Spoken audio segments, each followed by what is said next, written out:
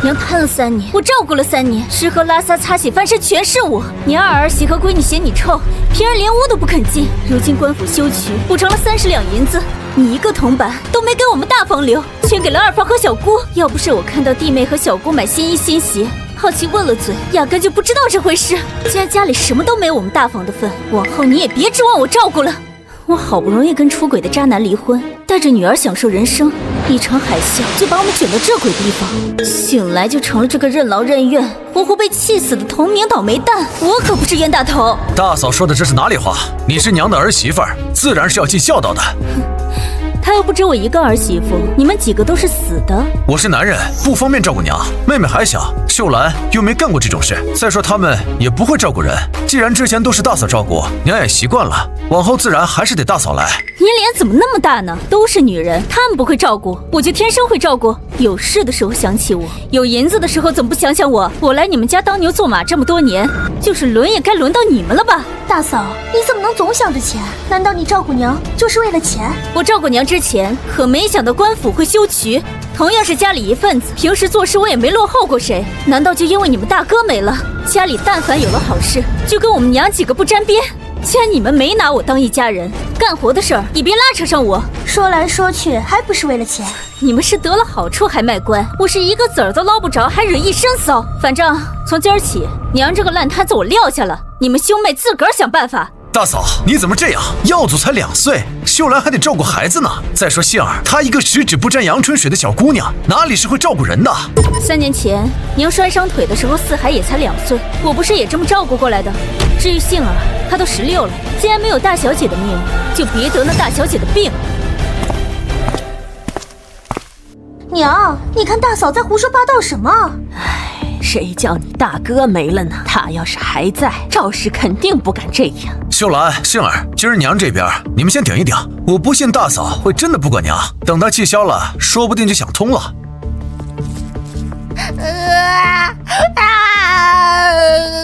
杏儿，你看着，你先照顾娘，我出去哄哄耀祖。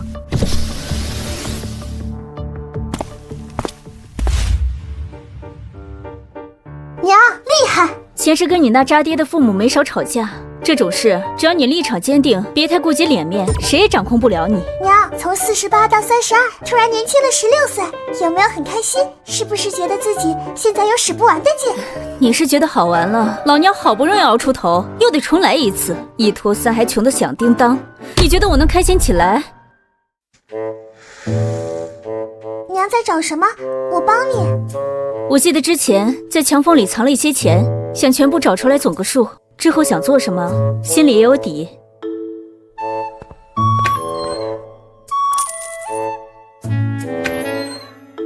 五福，你这是在做什么啊？我把屋里的墙缝补一补，免得泥砖断裂塌下去，夜里风灌不进来，咱们一家人睡着也能暖和一些。唉，真是穷人家的孩子早当家，知夏这个年纪的时候还在我怀里撒娇呢。既然占了这身体，这2个懂事的孩子我也得当亲生的养。光顾着跟那些人理论，忘了孩子们还饿着。我去给你们弄点吃的来。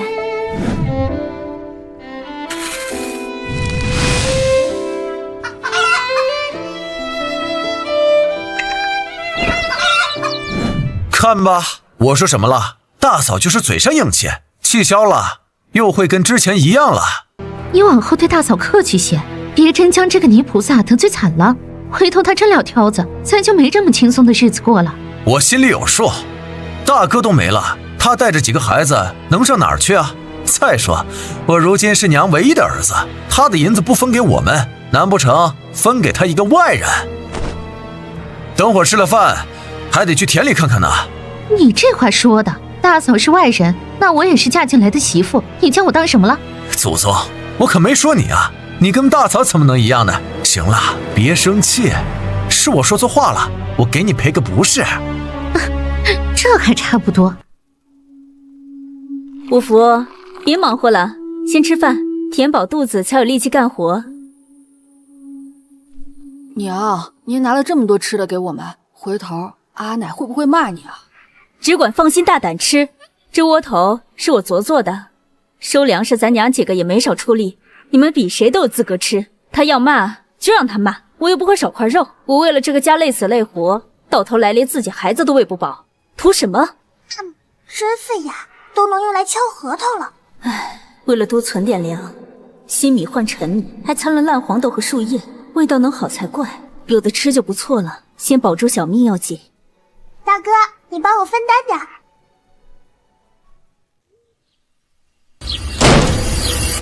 大嫂，我们都还没吃呢，你们怎么能吃独食？这么大个人了，没手没脚还是咋的？你们没吃，自己去厨房做就是了。以前家里的饭菜都是大嫂做的，我该你们的。这么大个人了，你们也知道以往饭菜都是我做，那你们一家又是怎么对我的？我之前就是太好说话，才由着你们欺负到我和几个孩子头上来。大嫂说话得凭良心啊，我们哪里欺负你了？都是女儿，你们家喜凤和小满一餐能吃到半个窝头，我们之下却只有半碗米汤。你们家光宗6岁就送去私塾开蒙，每天能吃1颗鸡蛋。我们5夫13了，还没进过学堂，连蛋花都进不到。弟妹除了怀孕带孩子，什么都不用做，我既要带孩子，还要洗衣做饭、喂鸡喂鸭、下地干活，给娘擦洗收拾。你出去问问，整个杏花村哪个不知道我在你们家过的什么日子？吵！老婆子还没死呢，本事没有，脾气倒挺大。一家人吃独食也不怕穿肠烂肚。你是当嫂子的，就不能心量大一点？老大没了，如今咱一家人还得指望水生呢。你娘家人就是这么教你在婆家挑事的？你说我就说我，扯我娘家人做什么？这些年我娘家人接济我的粮食，你是没吃过还是怎么的？我看你不仅不知好歹，还恶毒至极。谁家好好的长辈会咒自己孙子儿媳妇穿肠烂肚？赵氏，别以为老娘如今走不了路，就奈何不了你。单你不孝婆母这一条，我便能带纪明休了你。我孝不孝顺，乡亲们都看在眼里。你儿子都不在了，别以为我多想在你们家做牛马似的。你休了我正好。娘，再不进来吃早饭要凉了。来了。还是我去做早饭吧。五福，你想不想去念书？娘，我已经13了，现在开蒙有些迟，别浪费银子了。如果将来有条件，我倒是希望四海能去，让咱家也出一个有学问的人。其实开蒙也不一定要花太多银子，咱们村里不就有一个现成的童生吗？肯定比去私塾的开销小。大哥跟着认几个字也是可以的。妹妹说的是神符庵吗？开蒙的事先缓一缓，有件更重要的事。你是大学生，知不知道纸是怎么造的？我今天上茅房，那竹片刮得屁股火辣辣的，实在受不了。娘哎，怎么想一出是一出？我修的又不是造纸术，好在以前刷过不少田园风的视频，还真记住了一些。我可以试试，但不一定能成功，而且我也只记得最简单的，到时候做出来的纸糙了，你可不能埋汰我。不埋汰，总好过棍子和竹片。这件事就交给你了。娘和妹妹今天都好奇怪啊！妹妹以前话不多，也不爱笑，怎么撞了脑袋之后跟变了个人似的？不是撞坏了吧？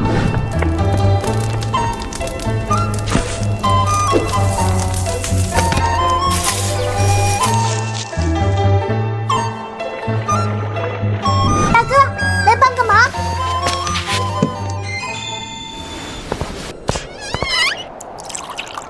赵氏，我要解手。杏儿，你在家吗？娘，找我有事。我要解手，快给我将尿盆拿来。李大嫂人呢？不知道干什么去了。等会儿你去找找她，让她别耍性子了。我柜子里还有1匹布，让她拿去给五福和四海做身衣裳。银子给了水生，将来还能不管他们母子几个？知道了。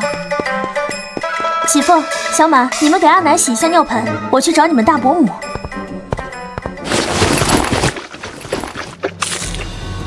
你们2个笨手笨脚的，还有那个懒婆娘，见钱眼开，为了点银子就在家里耀武扬威，真将你休了，有你哭的时候。阿奶，我娘又怎么得罪你了？家里这么多人，凭什么就得我娘一人来伺候？你也是从儿媳妇过来的，怎么半点体会不到当儿媳妇的不容易？老娘说话，有你这个丫头片子什么事？你也是我林家的种，怎么胳膊肘还往外拐？我娘才是生我养我的人，阿奶也有女儿，难道阿奶和别人吵架的时候希望小姑帮别人？再说了，这事阿奶本也不占理。牙尖嘴利，多谢阿奶夸奖。完了，得赶紧请个大夫或者道士也行。妹妹不是被什么附体了吧？大嫂，找我有事？大嫂，娘说让你去她那儿拿匹布给五福、四海做新衣裳，还让我给你带个话，都是一家人，没必要为了点银子闹得离了心。一匹破布就想让我回去继续当牛做马，想得美！你回去跟娘说一声，那布我就不要了。娘柜子里那匹布都老化了，做了衣服也穿不了2回，懒得费那功夫。大嫂，娘那里不能没有你，我们都照顾不好娘，你就随我回去吧。娘以前心疼你们，没让你们上手照顾过，一开始不熟练很正常，多照顾几日自然就会了。我之前也是这么过来的。大嫂，林春杏，我是嫁给了你大哥，不是给你家签了卖身契。照顾娘3年，我仁至义尽了，他事事为你们着想，接下来也该轮到你们尽孝了。五福，你怎么来了？啊，听小姑跟阿奶说，娘在竹林挖笋，我不放心娘，让妹妹看着四海就过来了。孩子多虽难养，但这么懂事的孩子，相当于无痛当妈，也值了。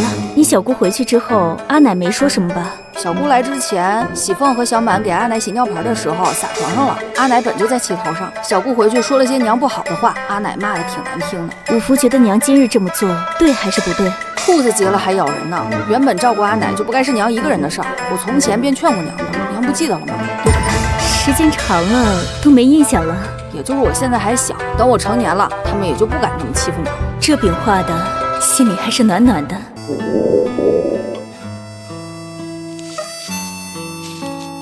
先吃点垫一垫吧。大哥早上也只吃了半个窝头，你不饿吗？我习惯了，不饿，你们快吃吧。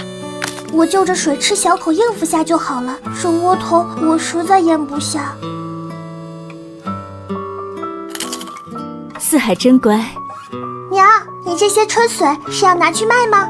明天去镇上试试，换几个铜板算几个铜板。去镇上好啊，镇上有大夫，正好可以给娘和妹妹把个脉。不行，让算命先生瞧瞧也好啊。娘，下午没事儿，我再去挖点笋回来。哥，我跟你一起去。这丫头全是哭着喊着要个哥哥，现在愿望算是实现了。这么难挖，根本使不上力气。还是我来吧。哥，你在这里挖笋，我去林子外面转一转。你别跑远了，山里危险。知道了。这不是我前世最爱吃的香椿吗？哥，别挖笋了，你快来我这儿，这里有香椿。这玩意可比笋值钱多了。虽然现在没油没盐，做不出好吃的，但可以拿去镇上卖钱啊。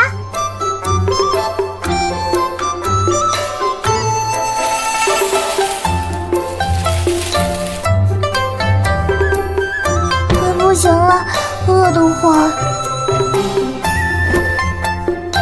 没事吧？没事，就是饿。那我们回家，娘这会儿应该将饭菜烧好了。我跟你抬吧，挺重的。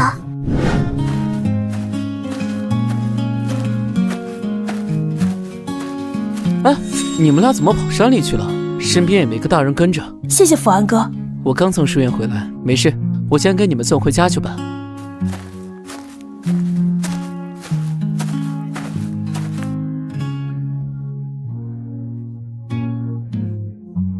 多谢福安哥哥送我们回来，香椿用开水焯过后切碎煎蛋，味道还不错，你也带点回去尝尝。多谢。妹妹何时吃的香椿炒蛋？我怎么不记得？我也没吃过，听人说的。再说大哥和四海不是还指望让福安哥给你们开门吗？不得打好关系啊。说的也是。五福今天在山里弄了什么好东西，竟盖得这般严实？是春笋。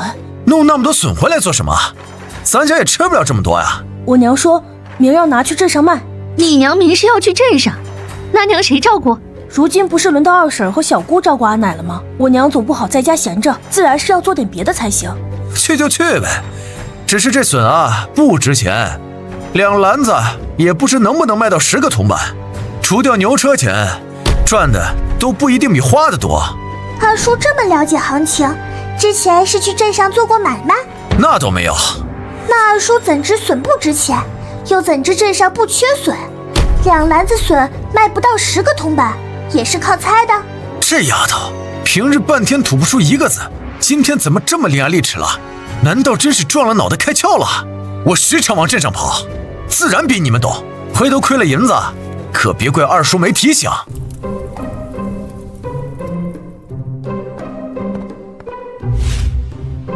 秀兰、杏儿，吃饭了。什么家境放这么多油盐，都不要银子买的？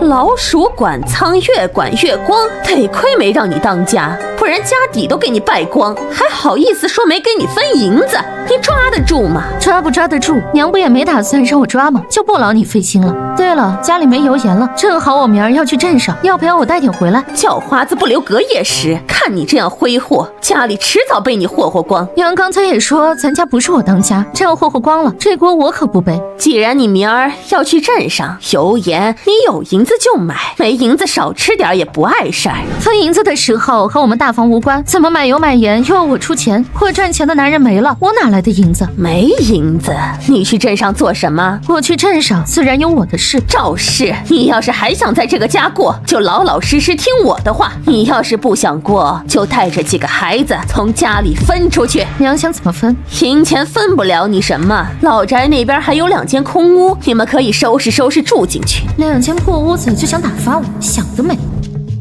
娘，别的我也不指望。大水坡那边3亩田是金明在的时候买的，当时我还补贴了3两私房钱。娘要是同意将那3亩田给我，我们就分家出去过。娘，如今你还在呢，分什么家？我不管啊，反正这家不能分。你要那3亩田也可以，但待你将老宅收拾好，我得跟你们一起住过去。你要是答应，这3亩田可以给你种，但田契得捏在我手里。这算盘珠子都崩我脸上了，用3亩田的使用权拿捏我伺候他到死，死了田还归2房。真当我全是大冤种？娘在家里有弟妹和星儿照顾着，操我们大房去做什么？到时候我要照顾孩子，还得想办法赚钱，恐怕没空伺候娘。既然谈不妥，这家就先不分了。分是肯定要分的，但现在手里就1两多银子，分出去锅碗瓢盆一置办，就得喝西北风，得先捞点钱，再把老宅那破屋子加固一下。娘，今天没有蛋吗？鸡蛋被你大伯母早上弄了一个，分给你堂兄他们吃了。光宗先委屈一顿，明儿一早娘就去鸡窝捡蛋，给你打荷包蛋。也不想想，现在能有一口吃的，都是靠谁？没有二哥，他们母子几个哪有太平日子？鸡蛋这样的好东西，哪是他们配吃的？星儿，明儿开始，鸡窝里的蛋你盯着捡。光宗和耀祖，一个念书，一个年幼，得紧着他们才行。二哥放心，保管一个蛋都跑不了。这下麻烦，倒不如分出去，既能省粮，又能省事。我看你刚才就不该去拦着。你真这样想？娘要是好好的，我巴不得他们分出去。如今大哥没了，大嫂又有她自己的心思，大的小的都跟饿死鬼投胎似的，1天2顿8个窝头，金山银山都不经造。我还以为你不乐意照顾娘呢。既然这样想，下次娘再提的时候，我就不反对了。等仙儿出嫁之后，大嫂那边也安定了，老宅到家里就几步路，她也是娘的儿媳妇。咱们实在忙了，将娘送到大嫂那边照顾几时，又有什么要紧的？也对，太水坡那田给大嫂种就种了，反正田契在娘手里，她最后肯定是向着我这个亲儿子的。那是。夏夏，你说接下来咱们该做点什么才好？妈，我说句实话，我这会儿人还有点懵。别说你，我也懵。五福大了能帮点忙，你心里年龄成熟，可四海还小，我就是想出去干点什么都放心不下。这不还有我呢吗？我肯定是你坚强的后盾。赵氏，我肚子痛，要解手。我昨天撞了脑袋，这会儿还晕乎着呢，娘叫弟妹去吧。这老太婆比我奶奶还坏，分家就给2间破屋，还想让你伺候她养老，做梦呢！我打算明天去一趟赵家庄，让你3个舅舅过来帮忙把老宅修一修，等将来赚到银子了再另做打算。还是娘想的周到。年轻怕重，挑肥拣瘦，不是少奶奶的命，得了少奶奶的病。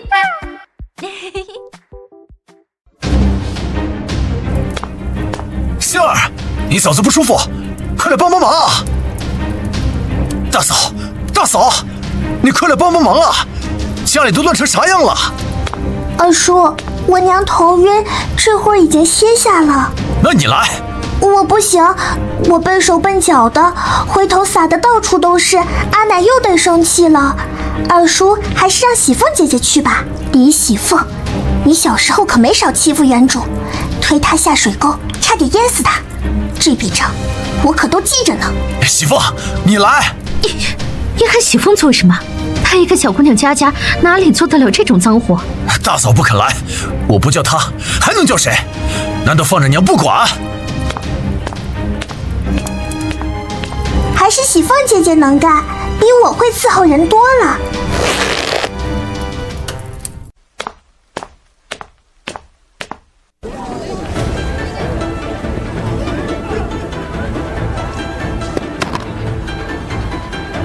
你们就在这里看着摊位和四海，娘去给你们买几个包子回来。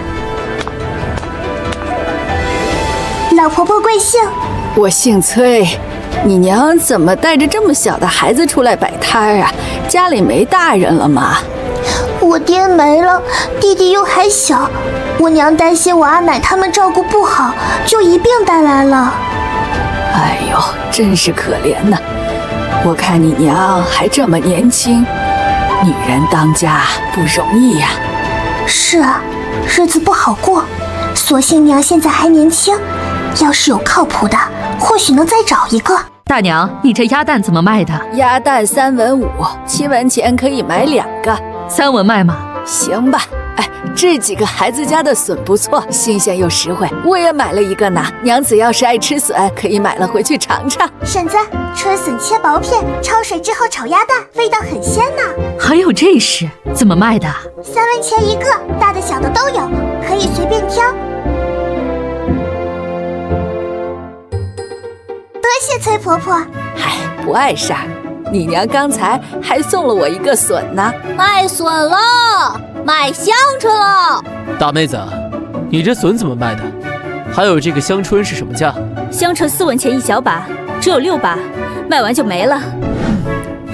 总共进账44文，外加2枚鸭蛋。第1天卖菜，算是小有成功。万一卖不掉，总不能又拎回去吧？这么远的路，累都累死了。你也抱2个，跟我来。这丫头那里住着个成年人的心子，鬼点子多。她这么做，肯定是想到了别的卖笋法子。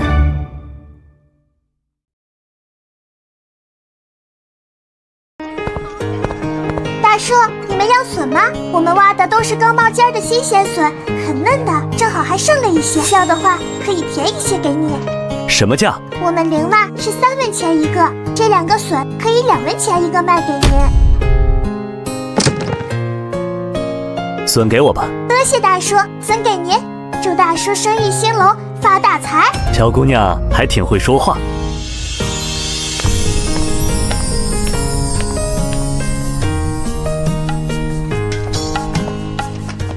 老板，买2升枣，1包老红糖。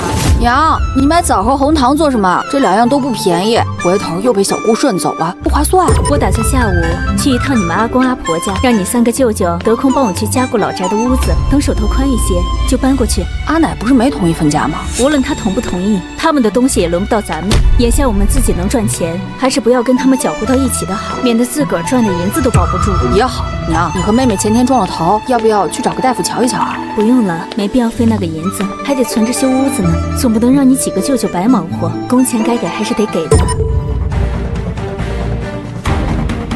你进过我们屋里？大嫂推我做什么？我可没进你们的屋。那我们屋里的门怎么开着？我出门前明明上了栓子，不问自取就是偷，你懂不懂？大嫂自己没关门，来怪我。你屋里又没宝贝，我去干什么？你从前在我屋里偷的东西还少吗？银子、点心、布料、新鞋，还有我从娘家带来的首饰，你大哥送我的簪子。银子和吃的你不承认，衣服首饰你可都是穿过戴过的，总不能不认吧？往后你要是再敢进我们的屋，我就让李正和香气来评评理。赵氏，你说话不要这么难听，杏儿拿了又能怎么样？你是他嫂子，给他几件衣服鞋子有什么要紧？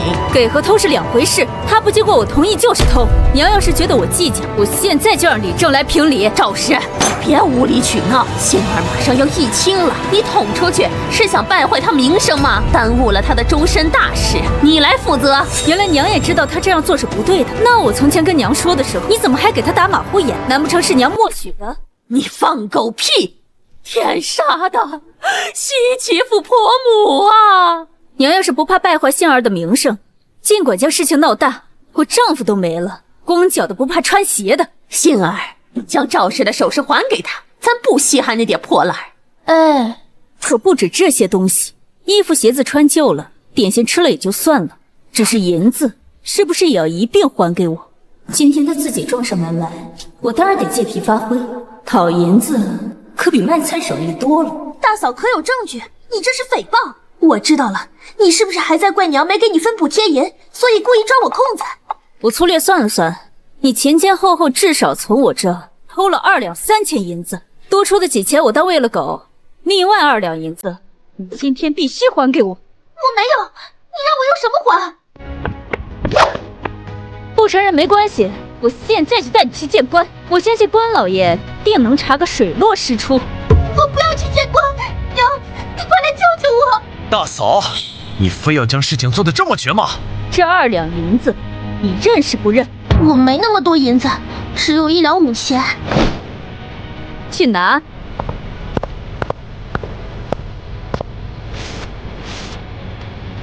乡亲们都散了吧，没啥好看的，都是误会，误会。赵氏，你既然有这么大本事，不如就带着几个孩子搬去老宅，反正纪明也没了。那3亩田，你想都不要想，我将来啊都是要留给水生的。好，田我可以不要，但在我们搬走之前，娘得跟我当着李正的面签一个划清界限的协议。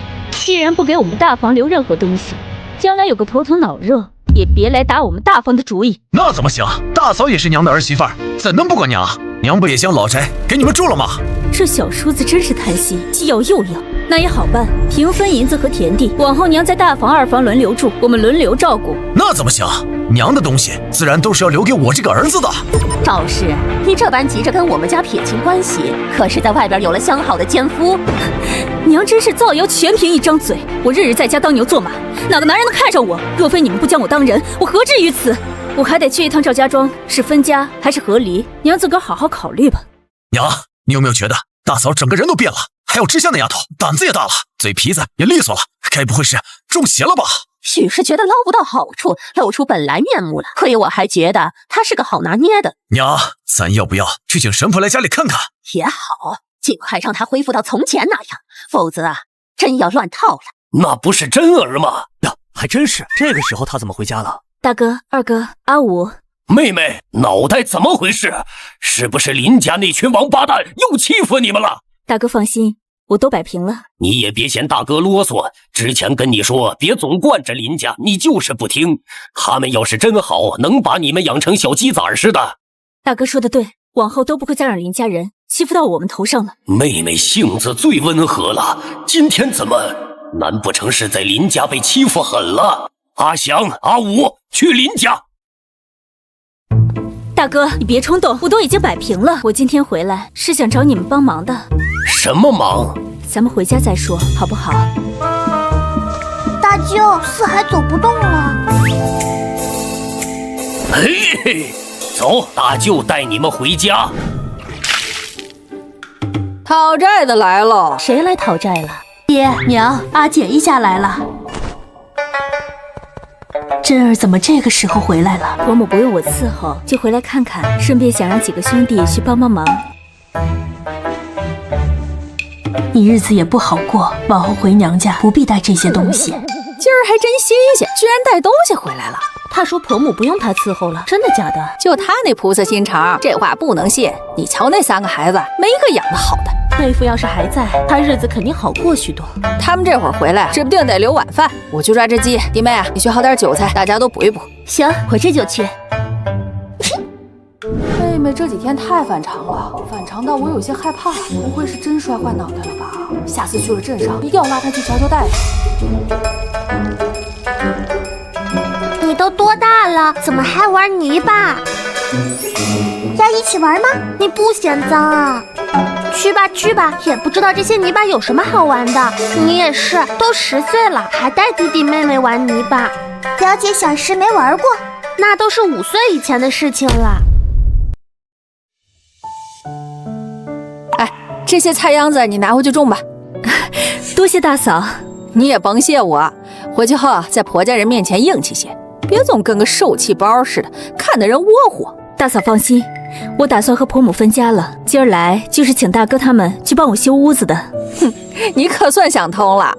其实早就该想通的，之前是我自己傻。纪明虽然没了，你到底是他的发妻，就算分了家，该尽的孝道还是得尽的。娘，这些话呀，您往后就别说了。玉珍之前就是听了您这些话，活得跟个缩头乌龟似的。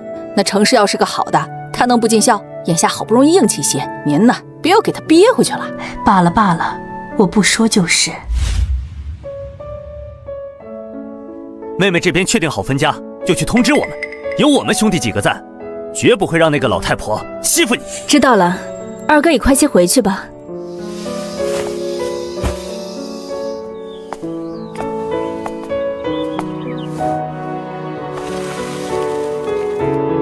夏夏，回家了。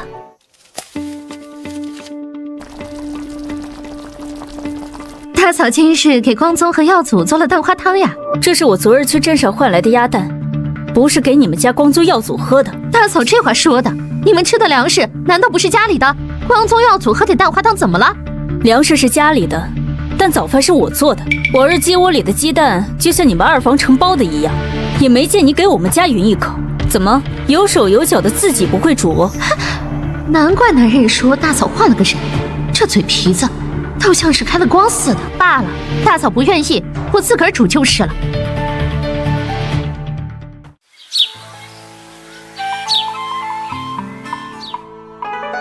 这样当家迟早要败光，希望神婆来了，能让从前那个任劳任怨的儿媳妇早些回来。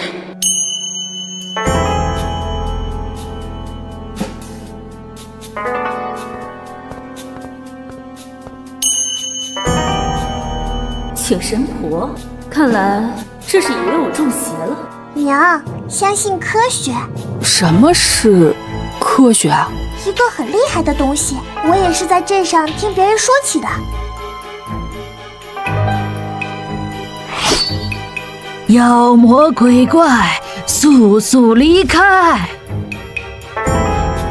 将这碗符水喝了，往后妖魔鬼怪都不敢再附你的身了。阿叔，你从哪儿找来的神棍？演得还挺像。大胆，竟敢对神明不敬！我娘不过是被压榨太久，才终于学会保护自己。照你的意思，你刚才那一指，我娘身上的鬼怪当真已经驱除？那是自然。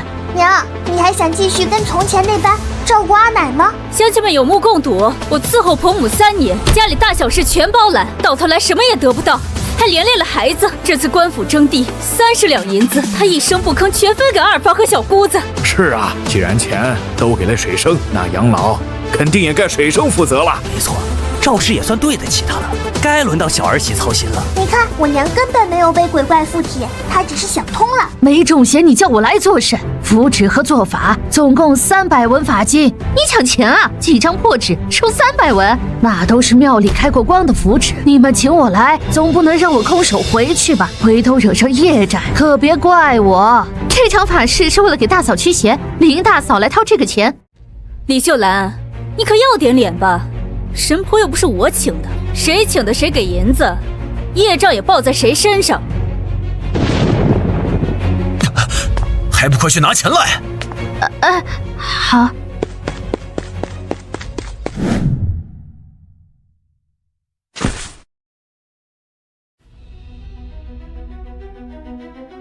娘，我昨问你的问题，你考虑好了没？到底是分家还是和离？你就得为季明好好守着，别想离开。既然你不想伺候我，就赶紧收拾东西搬去老宅，省得我看着心烦。我看你能硬气到什么时候？等吃了苦头，指不定就心甘情愿回来了。好嘞，儿媳这就叫李正过来做个见证。季明媳妇儿，你要找我见证什么？我想请李正帮我拟一份契书，我可以不要田地银子，但分出去之后，伯母的生老病死都与我们大房无关。你一个妇人带着3个孩子，什么都不要，靠什么养家？倒也不是不想要，是人家不愿给，既然得不到，自然也不能再让我付出。娘，就按赵氏说的，将来日子过不下去，可别来我面前哭着求原谅。娘放心，我就是去讨饭，都不会来你面前哭。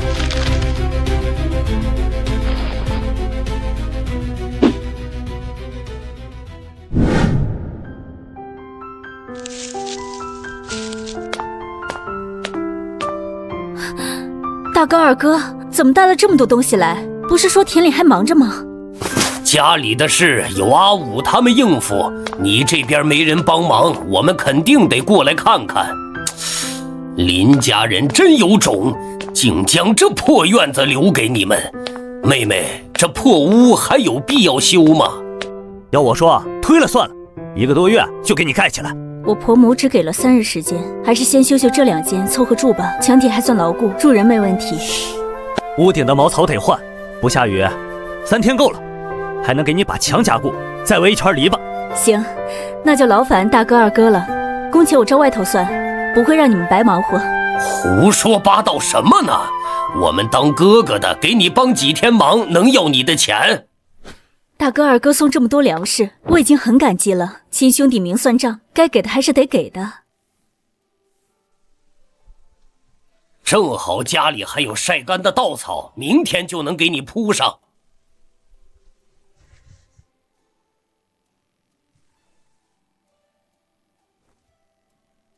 夏夏，给你10文钱，去隔壁兰妮家买4个鸡蛋回来。婶子，兰妮在家吗？是之夏呀，你找来妮儿什么事儿啊？我娘让我来找婶子买几个鸡蛋，婶子家有吗？哎，鸡蛋倒是有，咱村里自己人买呢，都是2文5一个，太便宜我就不卖了。这赵氏刚分家，一清二白的，哪来的钱吃蛋？真是不知道柴米油盐贵。劳烦婶子给我拿4个。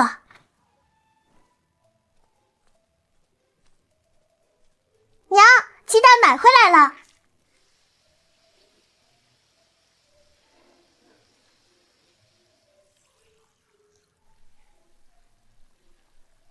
吃饭了？没毒吧？没想到大老粗舅舅胆子这么小。还是我先吃吧，舅舅体格子大，普通的毒放不倒我。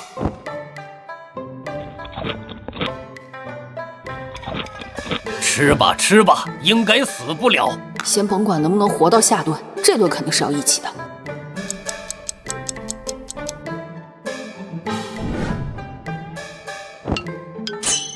连厨房的门都锁，没想到竟然小心眼到了这种程度。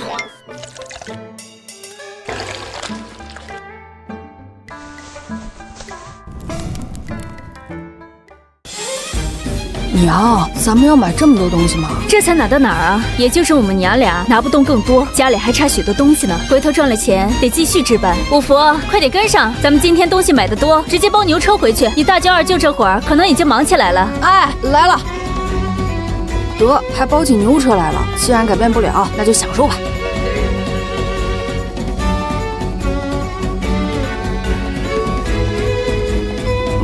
珍儿，你和几个孩子分出来过，手里的银子可得省着花。大哥放心，我有分寸的，等搬过来，我就会想办法去赚钱。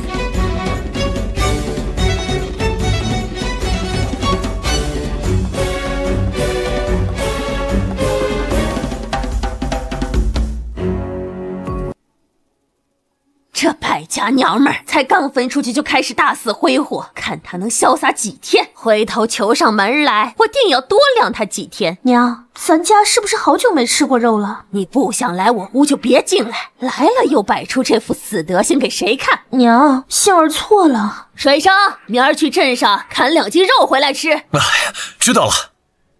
你嘴这么快干什么？镇上肉价多贵呀，18文1斤呢，咱昨儿才被骗了300万。总归就是2斤肉，几个孩子也好久没沾荤腥了，吃点不碍事。杏儿这会儿正在娘屋里呢，我看就是你那妹妹使的计，干啥不行，嘴馋第1名。行了，你也别顺杆爬。杏儿一个小姑娘能吃多少啊？再说她马上就要说亲了，明年一嫁出去，聘礼难道抵不了她吃的这点肉钱？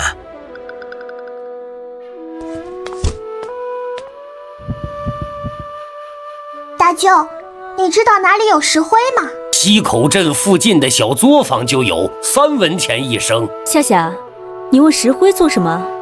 咱们现在可没这么多钱。我刚才突然想起，造纸需要用到石灰来着。拿去买。再用不上纸，皮都要被竹篾刮破了。赵女士大气。少贫，赶紧给我造点纸出来。最快也得1个月。如果成功了，回头是不是可以拿去卖？只能随便卖吗？普通草纸应该没问题吧？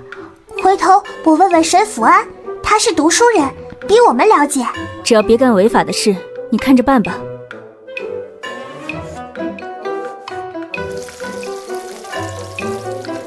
娘，红烧肉还是得放点糖才更正宗。有的吃就不错了，就你挑。完了完了，妹妹又开始不正常了。她怎么知道红烧肉放糖更正宗？在梦里吃过吗？关键娘居然一点不觉得奇怪，这太不对劲了。不过除了亲娘，也没谁会这么心疼我了。或许是我想太多了，娘肯定是太累了，才不想跟妹妹掰扯。五福这几天是不是太累了？吃了饭早些休息，明天家里的事不用你忙，带知夏去镇上卖菜吧。哦，好。果然，要不是亲娘，才不会关心我累不累呢。伯母，甫安哥哥在家吗？我是林之夏，来找甫安哥哥打听点事情的。原来是之夏，刚才不凡来找甫安，两人一起去了后山，等会儿应该就回来了。你有什么事？待会儿他回来了，伯母带你问问他。陈不凡，村里出了名的混子，居然能跟沈甫安玩到一起去。不用，既然他不在家，那我下次再来找他打听就是。伯母继续忙，我先回去了。你们要打听什么？可以问我啊。村里镇上的事就没有我不知道的。陈不凡，你娘闹着要分家，能养得起你们兄妹几个吗？瞧着小胳膊小腿的，比我家那筷子也粗不了多少，一折就能断了。我家的事不用你操心。小丫头年纪不大，气性还挺大。村里人看到我都是绕着走，你应该也听过我的名头，难道不怕我吗？你是什么妖魔鬼怪吗？我犯得着怕你？村里人都说你是树叶落下都怕打疼的胆小鬼，好像也不全是这样。你都说是村里人说了，难道不知道传闻不可信？也是，现在知道了。你要打听什么？问我，或许我能知道。那我问你，镇上卖普通的草纸需要得到官府准许吗？这个与纸相关的事，恐怕还真只有沈甫安才知道。就知道不能指望你，不过还是谢谢。这丫头可真有意思。赵少，我听说知夏方才来找过我。是呢，福安哥，我们去一旁说。福安哥，普通草纸想要拿去镇上卖的话，需要得到官府的准许吗？普通草纸不用，如果是宣纸，得经过官府抽查到一定标准，才能让书肆售卖。你们打算卖纸，有后援吗？我想自己试试造纸，还不知道能不能成功呢。回头要是成功了，我先给福安哥送一刀过去。要是真成功了，我倒是能给你介绍些买卖。那就先多谢福安哥了。还有一件事，我娘想让我大哥和四海都认认字，你这边有合适的书推荐吗？这倒是不难，我幼年识字，是从《千字文》和《弟子规》开始的，只是那书已经烂得看不得了。等有空了，我就抄一份给你们送的。这怎么好意思？大家都是同村，倒也没什么。眼下陈不凡还在家里等我，如果没别的事，我就先回去了。没别的事了，福安哥哥慢走。好看吗？当然好。娘，人吓人会吓死人的。别忘了，你才10岁，该有的不该有的你都没有，少想些有的没的。我没想啊，我单纯欣赏都不行。再说了，有你这么说自己女儿的吗？什么叫该有的不该有的我都没有，我这不是还小吗？等我长大了，该有的自然就有了。那就等你长大再说。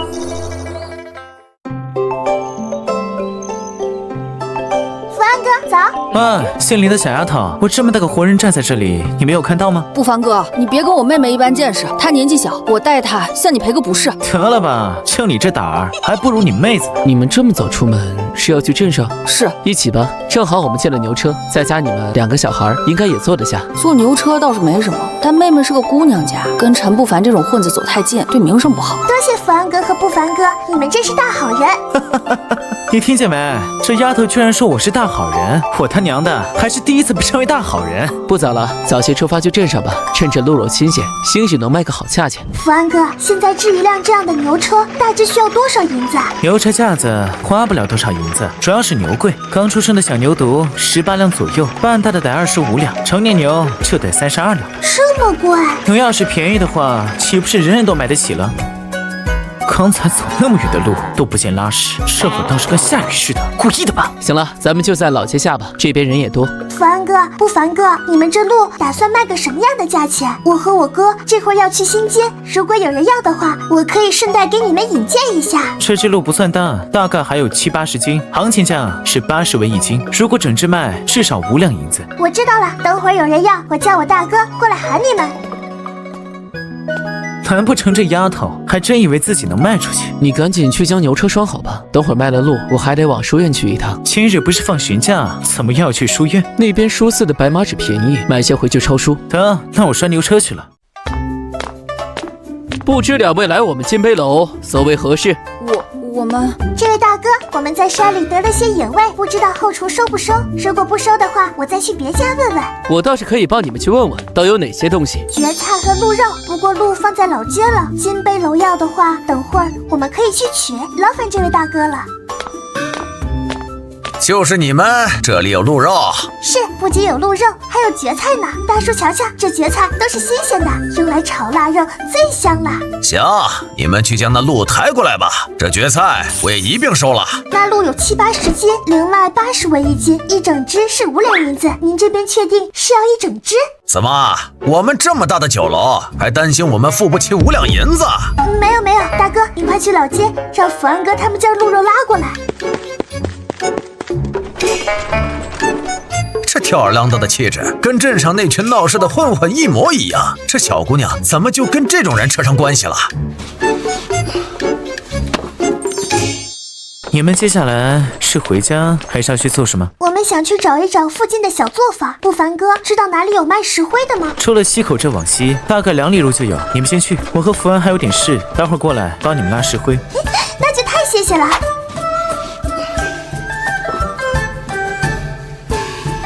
这是你们帮忙卖路的报酬。怎么办？留着。你们怎么这么快就回来了？今天搭了沈福安和陈不凡的牛车，难怪能带这么多东西，好多白面啊！五福，先帮我将石灰抬进去。之下，四海的安全就交给你了。这又是什么？福安哥送的，说是卖路的报酬，是留还是退，娘看着办吧。留着吧，好歹你也出了力。夜里等四海睡着了，再单独跟女儿说。知夏和五福都长进了，这么小就会赚钱赚粮食了，妹妹往后的日子肯定会越过越好。我倒没做啥，妹妹脑子转得比我快，她怎么说我就怎么做了。知夏才10岁，居然有这样的本事，不过是运气好。大哥二哥也别夸，回头俩孩子尾巴都得翘天上去了。五福，你去后山挖点芥菜和野葱回来，咱们中午吃饺子。哎。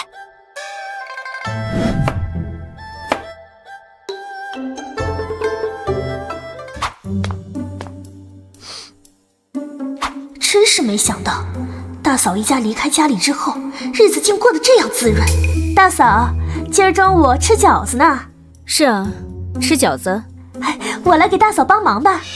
不用，还有五福和知夏给我打下手呢。那是白面，这么多，我给大嫂包饺子吧。分家的时候说得清清楚楚，往后我们两家互不相干，包饺子的事就不用你帮忙了，你回去吧。发生什么事了？大哥二哥，洗把手先歇会儿吧，饺子很快就好了。之前以为5天就能全部弄好，眼下看来还得再多2天功夫才行。不碍事，辛苦大哥二哥了。回头等我们将手头上的事理顺了，大哥二哥就领着一家子过来吃个团圆饭，当给我们暖屋了。成，不过得等栽秧之后。夏夏睡了吗？差点就睡着了，怎么了？白天我就想和你说了，这里不比咱们那时候女孩子家的名声比命还重要，往后还是别跟陈不凡走太近了，以免村里人说闲话。他人看着虽然吊儿郎当，其实没想象中那么坏的。既然来了这里，咱们也要入乡随俗，否则将来只会害了自己。人家黑的都能说成白的，你和他走得近的话，做没做什么还重要吗？我以后会注意的。外面是谁？大哥，怎么了？刚才好像听到院里有点声来着，难道是我听错了？刚我和知夏在屋里说话呢，大哥会不会是听岔了？哎，许是听错了，睡去吧。娘，家里进小偷了吗？厨房里的东西都放在五福和你大舅睡的屋，真有小偷也不怕。睡吧，要不是人都快养不活了，真想去哪里弄只狗来。2斤面足够一家人吃了，回头再打上一个蛋花汤，味道肯定不错。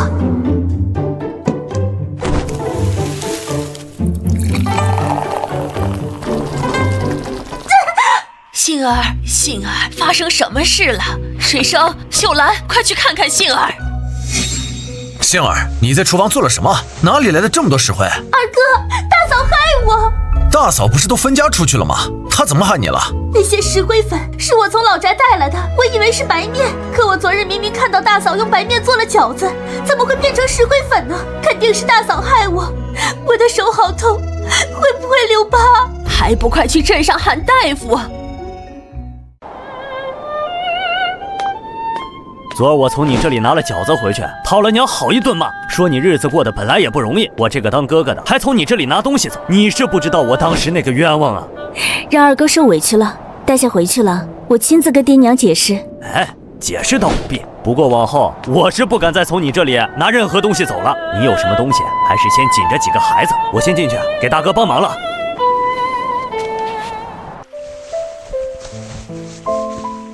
夏夏，水桶给我。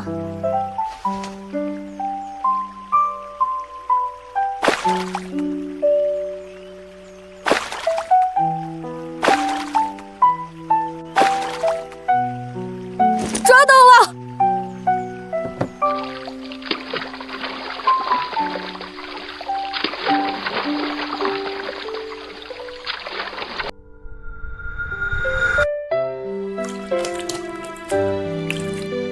这些小的咱们就留着自个儿吃，大一些的品相好，你们拿镇上去卖。这会儿去村口应该能赶上牛车，快去快回。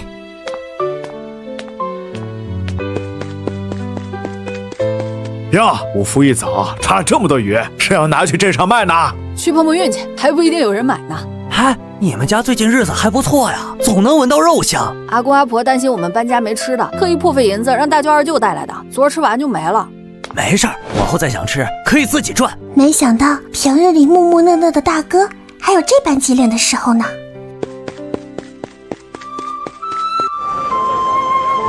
孩子，这儿。崔婆婆，您今天也来卖鸭蛋了？是啊，我来时没见到你们，寻思你们可能会来，就多占了点地儿，没成想还真来了。我们昨儿也来了呢，不过昨儿没在这里摆摊，去新街那边了。昨儿没在这里摆得好，昨儿镇上啊有人收头钱呢。什么是头钱？就是镇上那些地痞流氓跟咱们收的保护费，1个月60文钱，谁要是没交头钱，这买卖就做不成了。每个月出5人都少，咱们这些散户啊就得碰运气了。不过只要看到人来就收摊走，基本也不会将咱们怎么样。哦，那还好。小姑娘，这鱼怎么卖的？小鲫鱼5文，大点的8文，鳖鱼18文，绝鱼30文。挑一条回去熬汤，给我孙子补身体。大一些的肉多，也没那么难挑刺。大娘，要不选这条吧？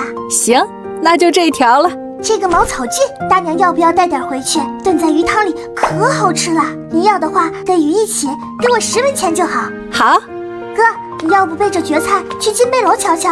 万一他们还收的话，也好过咱们一直在这里摆着。行，那你小心些啊，就算鱼卖完了也别乱跑，就在这里等我。放心吧，还有崔婆婆在旁边陪着我呢。哥，金杯楼那边怎么说？李大厨将蕨菜收了，还说咱们往后要是再弄到什么野味儿，也可一并给他送过去。崔婆婆，我们今天恐怕会比你先收它了。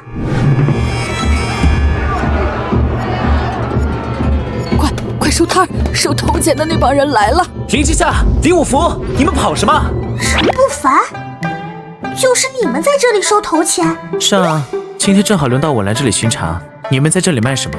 沟里捞了几条鱼，是不是我们今天不给头钱就走不了了？放心吧，往后只要我还管着这条街，不用你们交头钱。兄弟们，强人认仔细了，这是我妹子，同村的，往后可不许找她收头钱。是，凡哥。多谢不凡哥。有事知道叫我哥了。刚才碰见的时候，你可是直接喊的我名字，往后还是叫我名吧，显得没那么刻意。之夏，你们和那个收头钱的人真是同乡？是。幸好是你们的同乡，否则咱们今天这60文啊，怕是要交定了。哥，那我们也回吧，余下2条小鲫鱼带回家吃算了。好。你昨天拿了石灰之后，可扎紧实了？肯定扎紧实了，还让哥哥给我帮忙了。今天你们走后，我才发现这袋子是敞开的，地上还撒了不少。昨晚上你大舅听到了一些动静，可能是真有人摸家里来了。会是小姑吗？就她那副蠢样子，恐怕是连白面和石灰都分不清的。要是吃出毛病，指不定还得上咱家来找麻烦，真是个烦人精。那也怪不得我们，东西是他偷的，就是他的死了，闹到县衙去，那也是他咎由自取。话糙理不糙，蠢死也好，少一个祸害。我才收拾出厨房，这石灰用木板搭着堆在厨房吧，夜里拴上门就好了。大嫂，在家吗？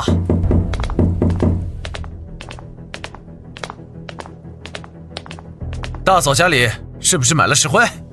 是买了。大伯母，小姑的手被你们家的石灰伤了，刚找大夫治伤，花了75文钱。大夫说后续还得涂药，咱们家什么条件你也清楚，可不能不管呀。奇怪，我们家的石灰怎么会到你们家去了？还伤了小姑的手？你说话得有证据，空口白牙就在这胡说八道，小心我上县衙告你污蔑。大舅哥昨天晚上是不是听到院子里有动静？是。白天看大嫂用白面做饺子，我以为案板下的石灰是白面，才趁着夜里上老宅来拿的。昨晚你们听到的动静其实是我，石灰确实是大嫂家的，我的手也是大嫂家的石灰伤的，我也不要多的，大嫂给我3两，这事儿就算扯平了。你跟我家扯平了？我家还没跟你扯平呢。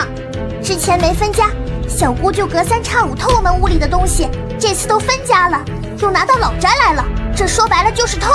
我们还没让你还被你偷去的石灰粉呢，就好比你去别人家偷东西，踩空摔伤了，难不成还是别人家的错？我们大人说话，你一个什么都不懂的臭丫头，在这里插什么嘴？在我们家，知夏完全可以代表我，她说的也正是我想说的。大嫂这话说的，五福比之夏还大3岁，五福这个当大哥的都没说什么，她一个才10岁的毛丫头，凭什么？妹妹年纪是小，但她至少知道不能偷东西，也知道偷东西受了伤不能怪到别人身上。小姑如今跟我们是2家人，我们自家人都没说什么，小姑也管不着我们家的事。那点石灰多少钱？我赔给你们，但是你们家的石灰伤了我这件事不能罢了。小姑真是打得一手好算盘，今天别说3两，就是3文也没有。小姑要是觉得自己占理，你就上县衙告我们去，让县令大人判一判。你打他试试！明明是你自己偷东西做错事，结果还恶狗反咬人。我妹子之前在你们家到底是过的什么日子？小小年纪还没成亲呢，就泼妇成这样，往后谁要是娶了你，怕是得倒8辈子大霉。你们欺人太甚了！赵家大哥，我妹妹年纪小，你别跟她一般见识。大嫂，你看这事儿也确实是因为你家而起，是我让她来我家偷石灰了，赶紧哪儿来的给我回哪儿去！就是哪儿来的回哪儿去，否则别怪我们兄弟将你们扔出去。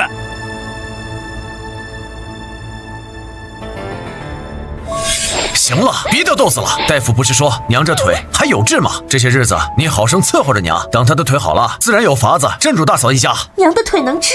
今天请来的镇上大夫，顺便给娘看了腿，说虽然坏了好些年，但花些银子还能治，只是会有些跛。我怀了身孕，婆婆的脚要是能好，我坐月子也有人伺候了。大夫说要3到4个月，二哥放心，我一定陪着娘好好恢复。村里这些人可真够利索的，昨天才卖了1天呢，到今天直接绝种了。没有鱼的话，只能先将菜送去镇上了。我一个人去吧，今天不用摆摊，妹妹跟着跑来跑去也累得慌。也行，我再给你一些碎银子，回来的时候带2斤糖1斤芝麻。这下得空了就领着四海去村里问问谁家有黄豆，先收个10-20斤回来。我试试能不能做腐乳。咱们家没有田地，也不能总靠着山里和沟里过日子，不然一到冬夏2季就得喝西北风了。四海，等会儿你这样喊。收黄豆了！哪位婶子婆婆家里有黄豆啊？之夏，你们是真要收黄豆？是的，钱婶，我娘想要20斤黄豆做种，您家里有吗？你们收多少钱1斤？6文。镇上贩子来收，最多也交5文。我家可以匀出来10斤给你，你等着，我这就去家拿。哎，我家也能匀出来10斤，我也拿去。钱婶，李婆婆，我娘收的价高，对黄豆品质也是有要求的，你们挑些好的来。小的来。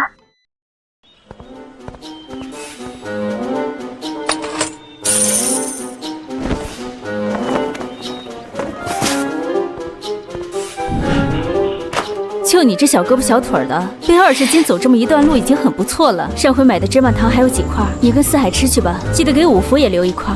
好嘞，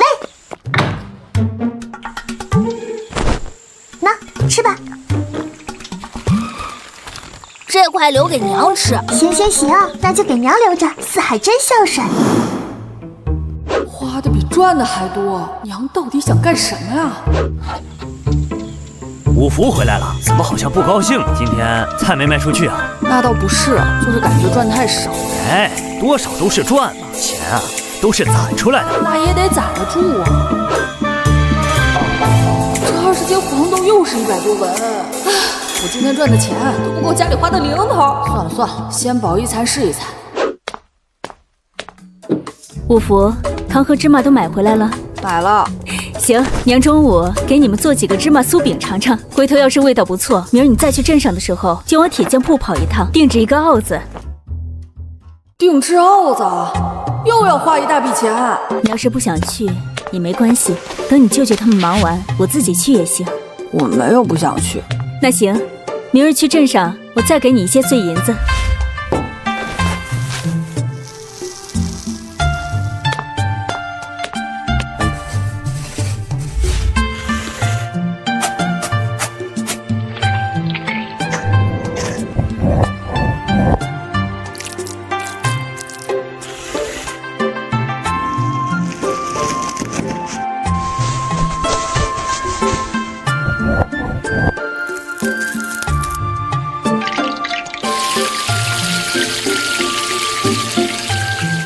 谁家在做吃的？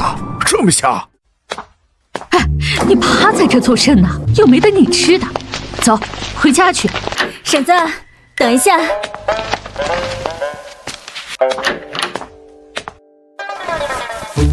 婶子，这馅饼给狗娃吃吧。哎呀，这怎么好意思啊？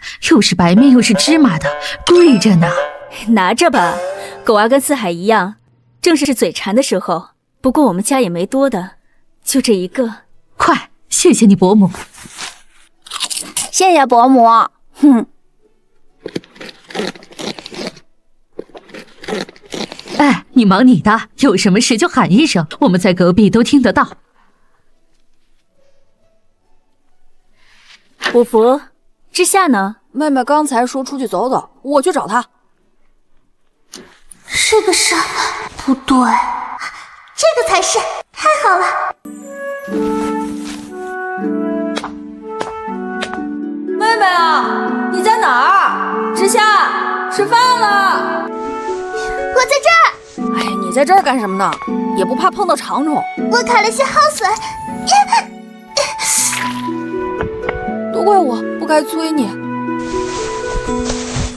快上来，我背你回家。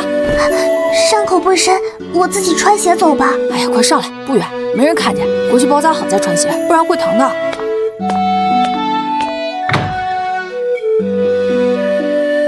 这是怎么了？娘，没事，不小心割到脚了，伤口不深。先吃饭，都来尝尝我这酥饼味道如何？又是白面，又是芝麻，又是糖，又是油的，能不好吃吗？这甜丝丝的东西留给孩子吃吧。嫂子在忙呢。妹子怎么来了？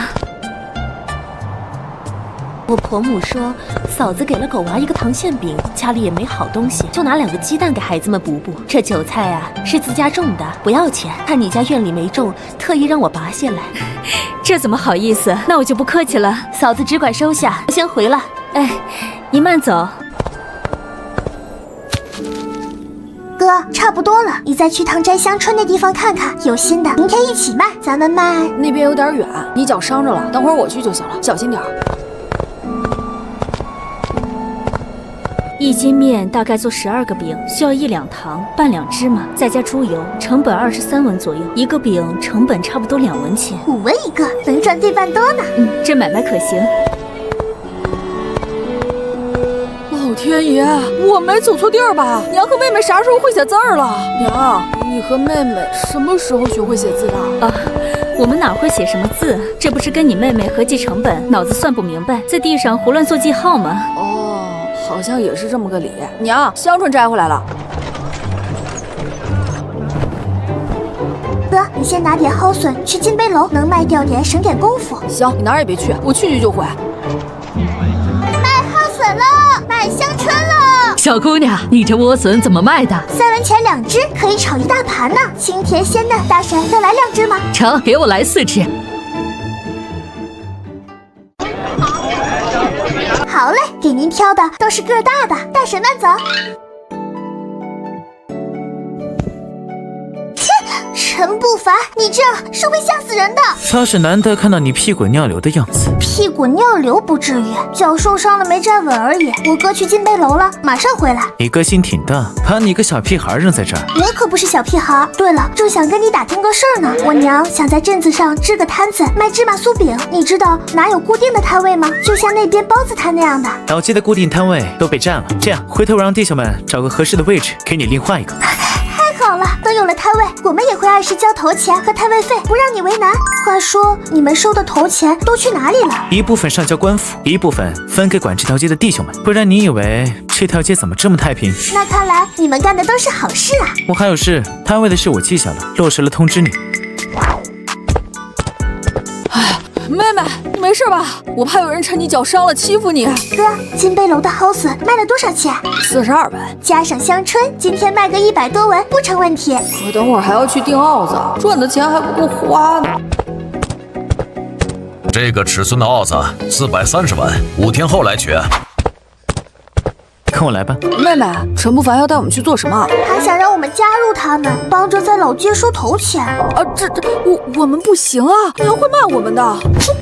我问过娘了，她说她不反对。就你这小胆儿，还是算了吧。我看你妹妹倒挺合适的。什么？让妹妹当女混混？不行，跟我回家。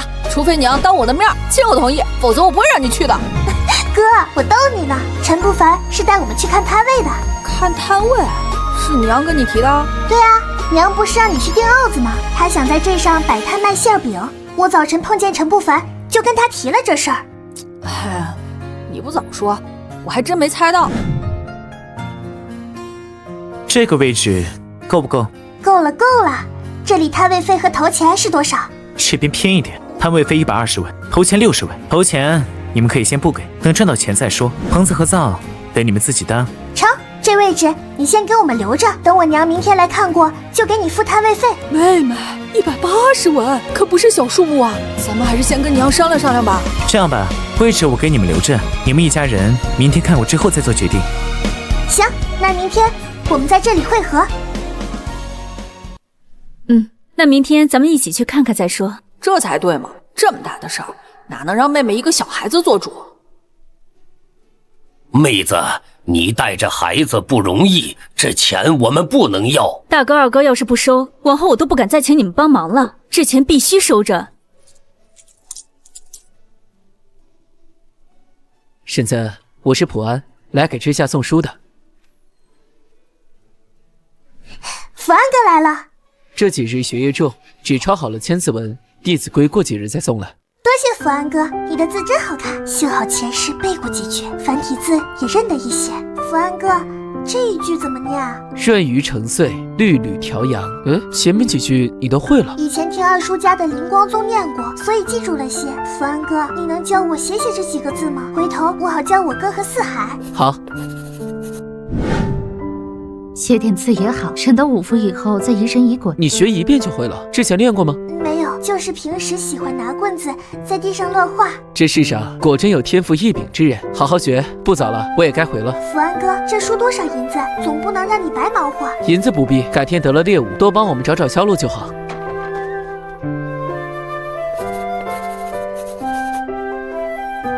娘和妹妹都学这么快，弟弟年纪小就算了，或许我真不是念书的料。婶子，四海就麻烦您照看一天了，咱两家隔得近，看个孩子没什么，你就拿回去吧。婶子可得拿着，往后怕还有劳烦你的地方呢。四海，乖乖跟狗娃玩，要是看到有鬼鬼祟祟的人来咱家，就大声喊抓贼，知道吗？娘放心，我知道怎么喊。真懂事，回来娘给你带大肉包吃。村里好多人看我们卖野菜赚钱，都跟着去摘，今天只摘到这么点儿。不过有总比没有好。这里不错，离书院近，不愁没学生来买。往后四海来这念书也方便。就这里挺好的。婶子真想好了？想好了，还得谢谢你挑的好地方。摊位费是今天给你吗？不急，等婶子动工的时候再给吧。你有认识搭灶的师傅吗？我想今天就开工。算了，不想了，钱花了总能赚回来吧。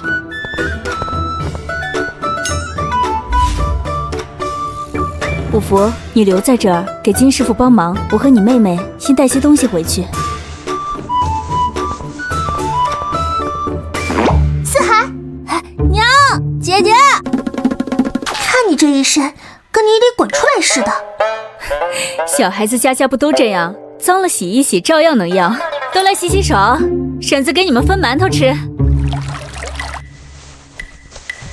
娘，你这是打算把我当小孩重新养一遍呢？先瞧瞧你自己几斤几两再说话。婶子，我娘刚炒了豆子，让我送点来给你们尝尝。快进来坐。我们小时候玩的豆草，你还记得吗？记得，但好像不太适合我们现在玩了吧？现在玩确实不适合了。前些年不是我不跟你玩，我娘说你胆小怕事，再加上你总不出门，你阿奶又凶巴巴的，像只大老虎，可吓人了，简直跟我阿奶一模一样。是吧是吧？不过话说回来，你阿奶虽凶，至少有你们一口吃的，如今分出来就什么都得靠自己了，说不定会比那时候过得更好呢。也是，我娘说一家人拧成一股绳儿，日子一定会越过越好。我得去割草喂鸡鸭了，不跟你多说了。去忙吧。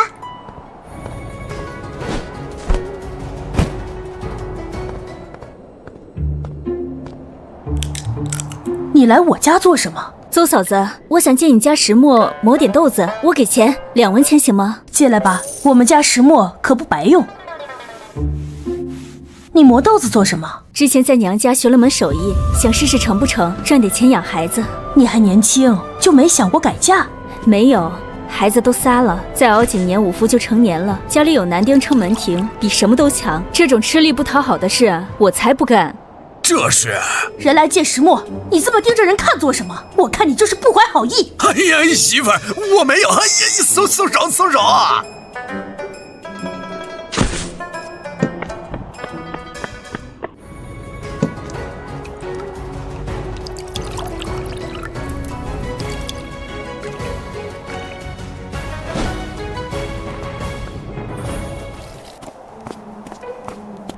娘，我们回来了。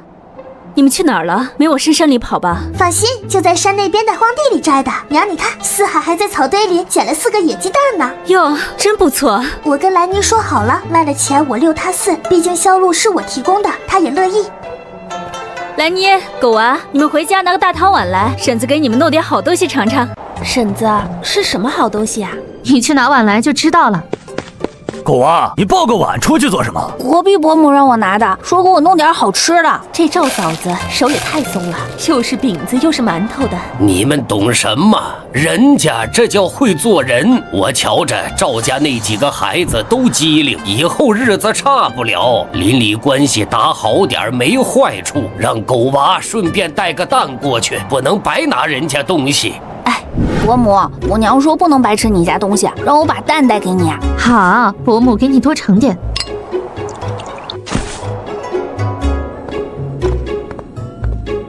娘，摊位上的灶沏好了，金师傅说晾2天就能用。好，下午你跑一趟你阿公阿婆家，给他们送点豆腐和豆花去。你们要吃甜的还是咸的？我要甜的。我也甜的。我和娘一样就好。我喜欢咸的。那我也咸的。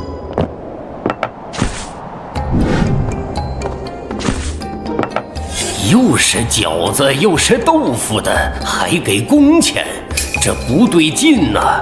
怎么回事？上回我说他是讨债的，他不会当真了吧？五福，你们日子也不轻松，怎么还给我们送吃的来了？家里还有粮食吗？有的。你娘最近在忙什么？娘在镇上租了个摊位，打算卖芝麻酥饼，后天就开张。就是我和你二舅吃过的那个。是。胡闹！她一个没怎么出过门的女人，哪儿会做什么买卖？这要是亏了可怎么办？当着孩子面少说2句，买卖还没开始呢，你就不能盼他点好？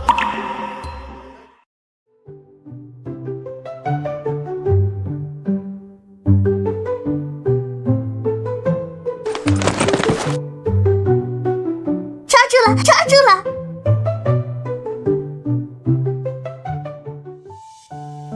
快去洗洗，换身衣服，等明儿干了，我给你们缝补。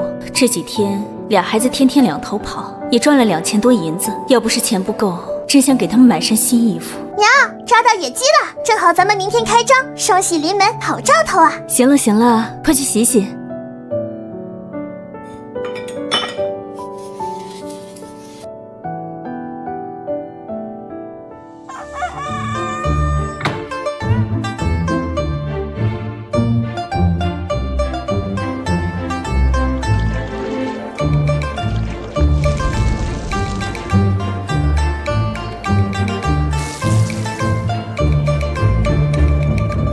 芝麻馅饼哎，又香又甜又酥脆的芝麻馅饼，不好吃不要钱。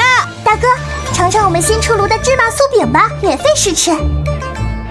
婶子，让小弟弟尝尝吧，可香了。要多少钱一个？今儿开张，试吃不要钱，先尝尝，好吃再买。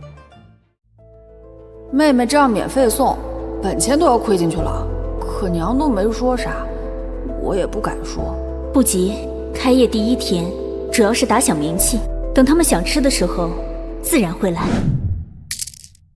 娘，第1天能有这个数已经很不错了。等知道咱们摊位的人多了，生意会越来越好的。哥，我们去金杯楼卖野鸡。原来是知夏呀，今天送什么来了？李大叔，昨儿得了只野鸡，您瞧瞧，能给个什么价？还挺肥，320文。怎么样？大叔，您再给加点呗，这野鸡这么肥，别家可没有。再说了，我娘最近在琢磨一道镇上从没有过的新菜，要是成了，我第1个给您送来。真的？比真金还真。400文，就400文，不能再高了。丫头，你娘那新菜出来啊，可得先往我这儿送啊。成交，一定一定。哎，你们刚走，陈不凡就带了一群人来，一口气买了20个饼。娘，这是卖野鸡得的400文，我讲价了的。就你机灵，去吧，跟哥哥弟弟一起去吃碗面，给我带2个馒头就行。大婶要4碗面，3碗在这儿吃，劳烦您帮我送1碗到那边的馅饼摊给我娘。好嘞，你这闺女真实诚。大妹子，你这闺女真孝顺，没白养。大姐说的是，我家3个孩子都孝顺。四海还是太小了，等开张这几天过去，你还是留家里带弟弟吧。摊上的事有我和你大哥就行。好，我再帮5天忙，明天还是把四海寄存在贵婆婆家吧，省得她跟着我们受累。我在家还能去山里找点野味，让哥哥带来卖钱，顺便还能多睡会懒觉，挺好。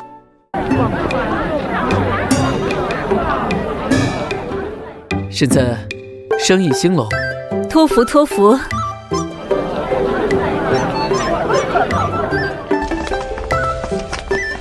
大叔，您看这2根大骨头上都没啥肉，送我们呗。我用一个芝麻酥饼跟您换。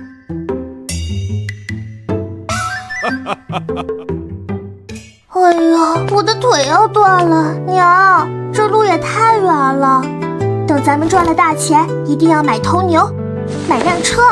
我看你是假累，真累就像我们一样，话都说不出来了。为了耳根子清净，你来数钱，数明白没？当然，加上卖野鸡的400文，减掉吃面买肉的42文，还剩下708文。摔了一跤，妹妹不仅字学得快，算术也这么厉害了。不过只要是往好的方向变，她还是我的妹妹。四海过2个月就5岁了，明年得送去念书，家里能出个读书人，对谁都有好处。希望这摊子能撑起咱们的开销。娘，我觉得咱们摊子光卖甜口的太单一了，好多人想吃，又觉得这饼不管饱，不如花钱吃碗面。咱们销量不算大，再加1样东西，应该也能得过来。行，回头再加个千层肉饼和韭菜鸡蛋馅饼，饼做大点儿，韭菜鸡蛋的卖5文，千层肉馅的卖8文，利润小点没关系，先把买卖做起来。家里白面不多了，明天你得去买，要是买的多，中午就先搭牛车送回来。好，明天先从贵婶家淘点香葱上肉饼，上午忙完，你跟五福一起回村收点鸡蛋韭菜，后天试试韭菜鸡蛋馅。好嘞。怎么这么早啊？我还没睡够呢。你以为我不想多睡会儿？我倒想咱娘俩还躺在沙滩上，看着那些8块腹肌的小帅哥呢。娘，我这身板才10岁，以后这种话咱家得禁止。行了，赶紧起床吃饭，还得去镇上呢。哎，慢点慢点，跟你说了多少遍了？是想让我看着四海？是呢，婶子，知夏这几天也要去镇上，四海得在您这待上几天。一个孩子能吃多少？用不着这些。还有一事，想问问婶子家的香葱卖不卖？我们要做新馅饼，要的比较多。嗨，自家地里的东西不要钱，我去给你分点。那不行，婶子要是不收钱，这菜我可不要。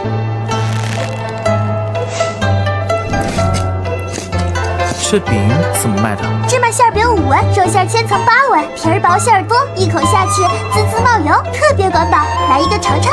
那来一个肉的吧。好嘞，你拿好，当心烫。多谢客官，慢走啊。这丫头也不知道随了谁，有时候死要面子，有时候又没脸没皮，简直就是个活爹。婶子，五福，知夏，福安哥，今天出了新品，帮我们尝尝味道。伯母手艺真不错。味道确实不错，外皮酥脆，内里肉香浓郁。几位大哥，璞玉书院里有饭堂吗？我看中午出来吃饭的书生好像不多。有饭堂，不过不好吃，家境好的会去新街吃，很少来老街这边。饭堂嘛，都是大锅饭，可以理解。小姑娘好似吃过大锅饭。那倒没有，就是听人说起过。掌柜的，白面怎么卖？0卖9文1斤。我要是买100斤呢，能不能便宜点？你看我们天天在镇上摆摊，以后用量大着呢。8文2，不能再低了，必须一次买100斤。手上连500文都没了，全家人的破衣服、烂鞋子，还有家里那破床，都得再等等了。五福，你看好粮食，我回去叫你妹妹。您的饼拿好了。哎，多谢。娘，买好了。买好了，牛车还有1刻钟就走，你大哥在车上等着了，你也快去。嘿，这就去。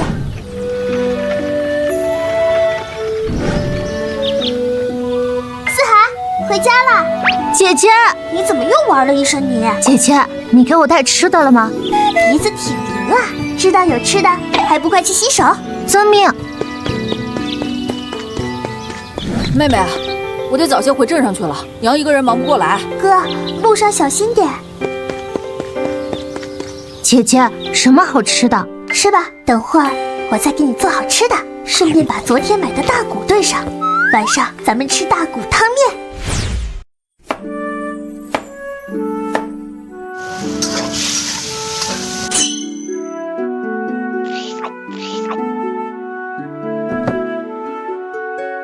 姐姐炒的饭真好吃。看来得跟她打好关系，以后就我俩在家了。以后姐姐给你做更多好吃的。我出去收点鸡蛋和韭菜，你在家乖乖的。之夏，你不是去镇上了吗？中午回来的，我娘叫我在村里收点鸡蛋和韭菜，你家有吗？哎，要多少啊？我们家还能卖6个出去。韭菜要不要啊？都要。现在以后你家有多余的蛋都可以往我家送，过几天我就全天在家了。成，再有蛋我叫来妮儿送去。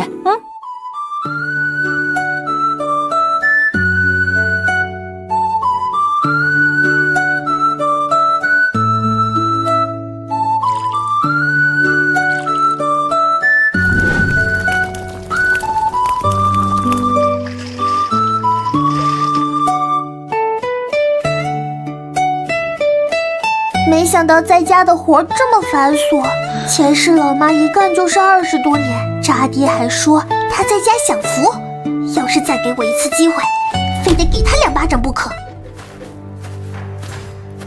娘，大夫说了，糖才说没有治愈的可能，你再坚持坚持。我这腿伤了3年，都没这半个月瘦的最多。这李秀兰自己不出钱，倒是指使起我来了。可为了让他继续掏钱，只能忍了。谁家在炖肉？不知道，这味儿好像是从老宅那边飘过来的。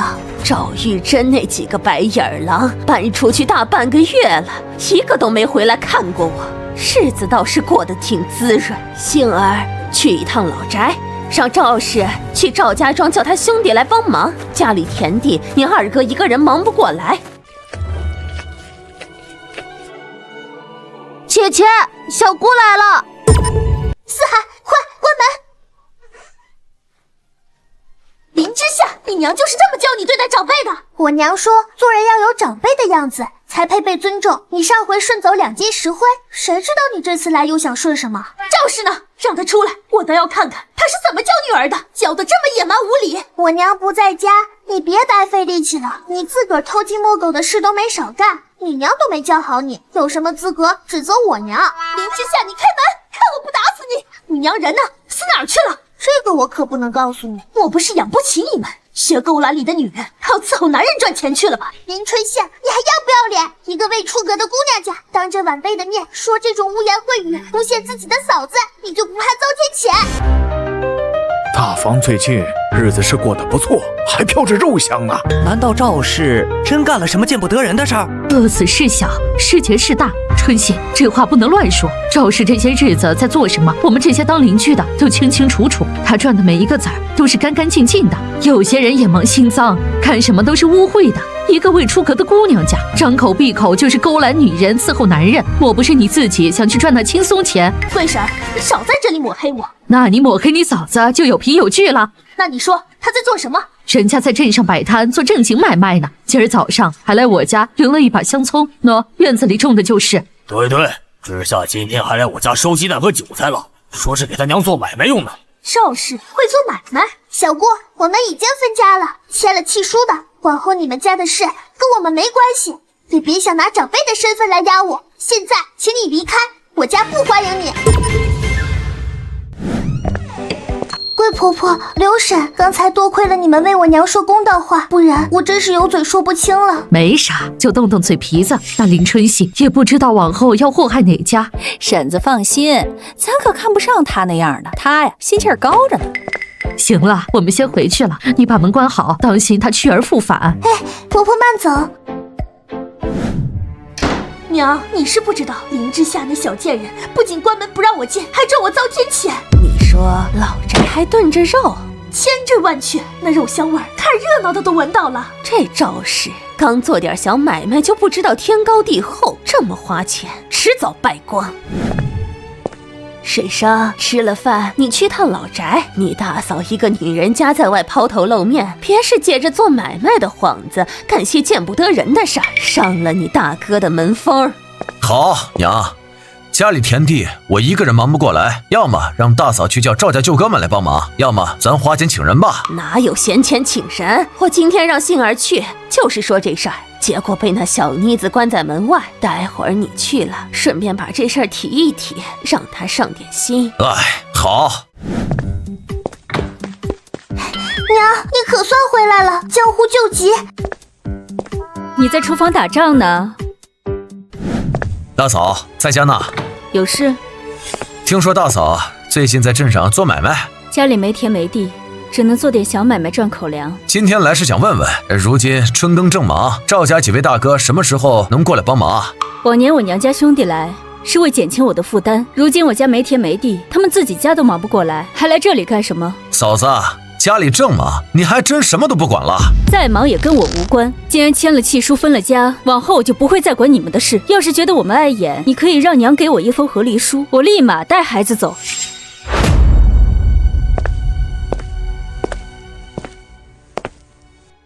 林春信今天来，到底都干了些什么？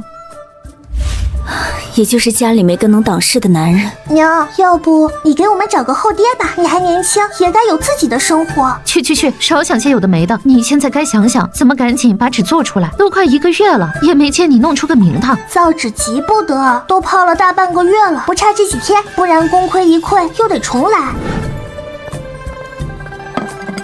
谢天谢地，总算没糟蹋了。哇，腐乳原来是这样发酵的，毛茸茸的，又长见识了吧？娘，大嫂不肯，不是还有二嫂吗？对呀，水生，让你媳妇回娘家叫人来帮忙。娘，秀兰娘家那么远，她还怀着身孕，怎么走啊？那怎么办？我明天还是去找对门的大胖二胖吧，出点工钱就出点，总好过到处求人。反了天了！等我腿好了，非得去赵家庄说道，让他们看看养的好女儿。娘，如果不下雨，1个月能赚4两多银子，1年到手40两，很可观了。就是以后要是有人跟风，恐怕就赚不了这么多了。娘，你那豆腐豆花什么时候安排上？铁板豆腐也很好吃，这手艺别人学不来，是独家。你以为我没想过？人生3苦：撑船打铁卖豆腐。上次10斤黄豆推磨推得我手都起泡了，家里又没石磨，总去借，手艺不就泄露了？也是，家里要是有个干体力活的男人，或者有头牲口就好了。别总想着一口吃成胖子，先把饼摊做好，赚点本钱再说。对了，你前几天说要找竹编师傅，赵家庄就有，你明天带着四海去看看你阿公阿婆，顺便把腐乳烧一罐去。娘，虽然咱家没劳力，赵家庄有啊，你何不将做豆腐的手艺交给几个舅舅？你舅舅家可不只有舅舅，还有舅母。如今咱们自己都才刚起步，他们又不懂买卖，万一没做起来，岂不是要怨到咱们头上？也是，七兄弟明算账，好心办坏事，反倒成了罪人。这种有风险的事不能干。虽然是亲人，但毕竟我已经嫁出来了。这人跟人之间的关系可真够复杂的。别以为念了大学就什么都懂，你要学的还多着呢。四海，给贵婆婆和刘婶家各送几块过去尝尝鲜。好嘞。姐姐，送到了。远亲不如近邻，这话果然没错。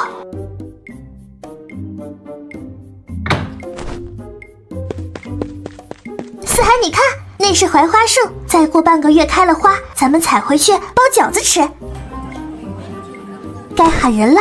阿公阿婆，我们来了。这不是玉珍家的小儿子吗？长结实了呀。听说玉珍分家了，可见在婆家过得不好。哎呦，我的小祖宗跑得满头大汗，你娘呢？娘没来，姐姐带我来的。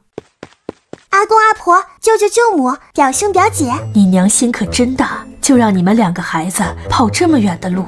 阿婆别担心，我都10岁了，不小了。娘和哥哥去镇上卖酥饼，特意叫我带四海回来看您和阿公。就算看穿了，我还是林之夏，这是事实。女大18变，性格有点变化很正常。之夏丫头，你跟阿公说实话，你娘那买卖到底怎么样了？要是不行，就赶紧收了，让你舅舅们去给他开2亩荒地。阿公放心，赚不了大钱，但养活我们一家4口没问题。你要不信，可以让舅舅们去镇上瞅瞅。你这坛子里带的什么？我娘腌的腐乳，给你们尝鲜的，特别下饭。大舅，我娘说村里有个手艺好的竹编师傅，你能带我去看看吗？我要找师傅编几个竹帘。找竹编师傅做什么？我娘让我找师傅编几个竹帘，家里用得上。大舅放心，我今天带了银子来的。这种事，你娘怎么让你一个孩子来？能弄明白吗？走吧，我带你去。四海，你留在这儿玩，我也去。老二、老三，明天你们往镇上去一趟，看看玉珍那里到底什么情况，能帮就帮一把。哎，知道了。喂，你这么看着我干什么？表姐以前不是最瞧不上我吗？哪是瞧不上？你以前跟个缩头乌龟似的，不爱搭理人，我总不能热脸贴冷屁股吧？往后你多去我家坐坐，我给你做好吃的。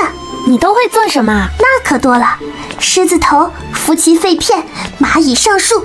等等，你净瞎忽悠！狮子头，他吃你还差不多，还有那夫妻肺片、蚂蚁上树，听着就瘆人。哪有这些菜？怎么没有？真的有！我不信，我大哥还在镇上酒楼当过小厮呢，他都没听过，你怎么可能知道？谁规定你没听过的我就不能知道了？那不然呢？难不成你成天不出门，还能比我知道的多？好像你出过几次门似的。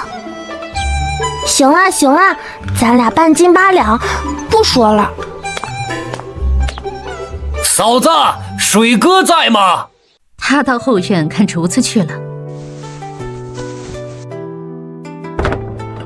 今天镇上有个客栈的东家派人来，找当家的定做了几个竹灯笼，正准备竹子呢。你们来找当家的是有什么事？我们想找伯伯做几个竹帘。什么样的竹帘儿？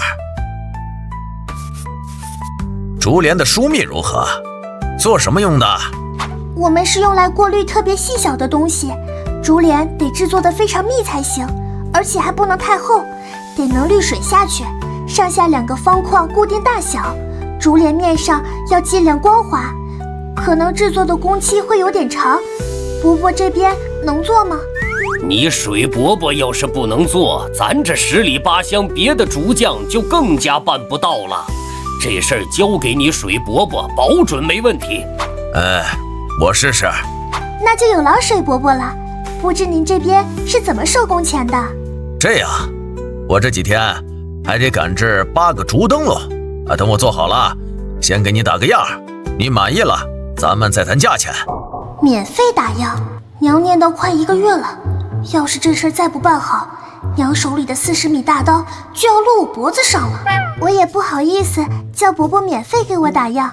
您近日赶制的灯笼什么价？我也订2个，一个搁家里挂着照明，一个走夜路用。镇上客栈订的大灯笼要求高，一个就得80万。你要是自家用普通的小灯笼就行了，20文那种。灯笼和打样的竹帘做好之后，劳烦伯伯去家里跟我大舅说一声，到时候我过来取。这是玉珍家的闺女啊？是玉珍家的。如今他们母子几个从林家分出来了，玉珍要赚钱养家，就只能我带着孩子来了。你娘赚点钱不容易这银子你拿回去吧。竹帘的事我会放在心上。你4天后来，到时候打样还没好，我就当着你的面打样。我说要2个灯笼就肯定要的。我娘和哥哥每天早上去镇上，天都是蒙蒙亮，这灯笼能派上用场。那你4天后再来吧。以前不懂，现在才明白，父母不让女儿远嫁，还真挺有道理的。之夏，你终于回来了，快跟我走，我发现了一件不得了的事情。什么事？你跟我走就知道了，快点，等会儿恐怕就瞧不到了。你看。这老太婆要是能走了，老宅哪还有安生日子过？我瞧着你这腿再有个把月就能自个儿拄着拐走动了。谁说不是？得亏我家水生从镇上请了大夫，否则我这辈子都离不开那张床了。我听说赵氏最近在镇上做买卖，天天收蛋收菜的。你们好歹是一家，他没从你小儿媳那儿弄点去赚小钱？别提了，赵氏就是个翻脸不认人的白眼狼，提到他我就来气。我们现在就是有，他恐怕也不会收，看不得我们过好日子。别说你们，咱两家住得近，他连我家的都不收。我寻思着，他是看咱俩感情好，担心我包庇你家呢。还有这事儿？就前天，我拿着好不容易攒的6个蛋去他家，他嫌这嫌那的，愣是让我拿回来了。你说这不是夹着私心是什么？你们真没收到邱婆婆的蛋吗？是没收，她送来的不是臭蛋就是陈蛋，还有一个是沾满鸡屎的隐蛋。我们又不是做善事的，收回来干嘛？邱婆婆可真坏，明明自己不怀好意，还当着你阿奶的面编排你娘。回头得给我娘提个醒，往后邱婆婆家的东西，就算镶了金，我们也不能要。你阿奶将来腿脚好了，看到你们家日子好过，恐怕还得搅和事儿出来。没事，她彻底恢复还要1、2个月呢，我们尽量多攒点银子，到时候她要实在闹得过分了，我们再另做打算。今天还得谢谢你跑来提醒我呢。咱俩谁跟谁呀？别跟我客气。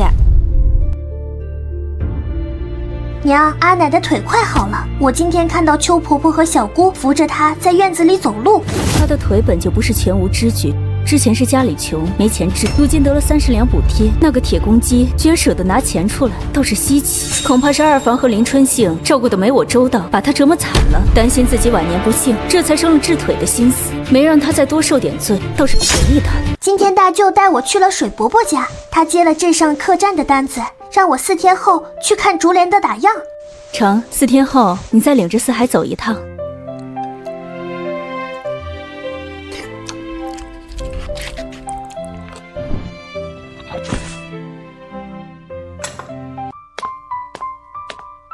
哎呀，盼星星盼月亮的，总算把你们给盼来了。可是你们娘腌制的新菜是成功了。这是我娘最近腌制出来的腐乳，李大叔请品尝。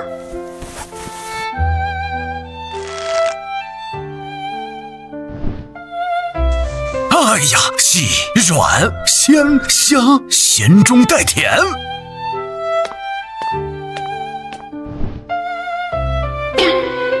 你这腐乳有多少？我全要了。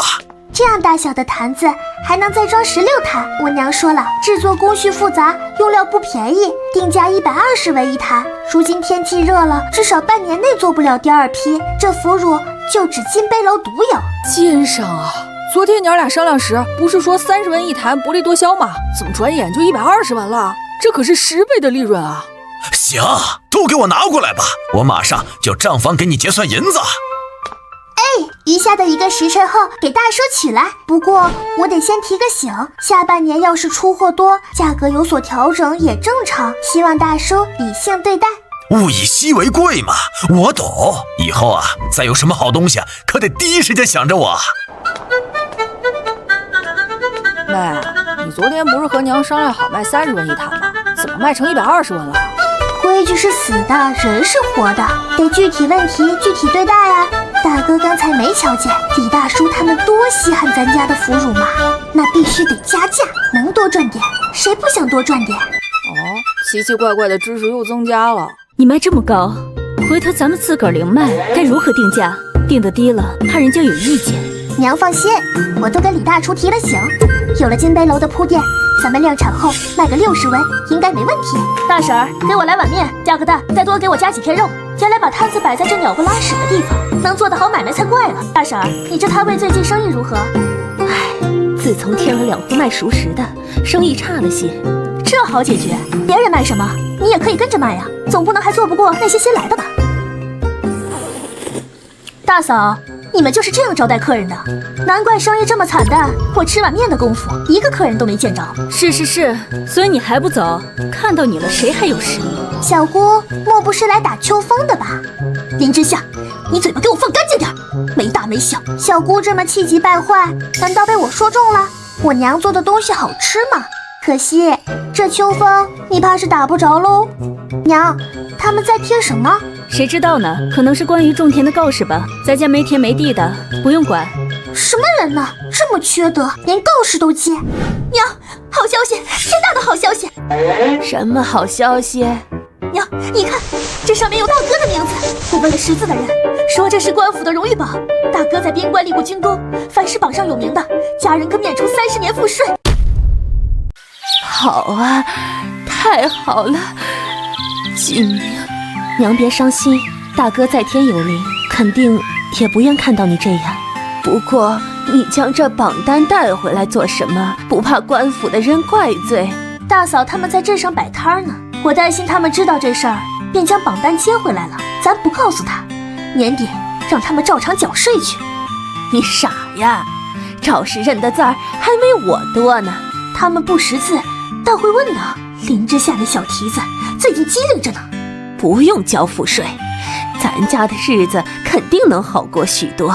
这榜单接回来也好，你收好了，千万别给外人瞧见。大房已经分出去了，他要是知道这事儿，为了这点银子，指不定又要闹。30年赋税，那可是20多两银子呢。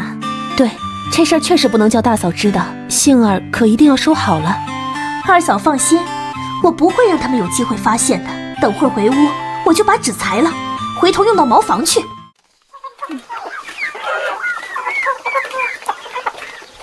这一天天的忙得跟个陀螺似的，我才10岁啊，还是个孩子就成了家庭主妇。哎呦，这日子什么时候是个头啊？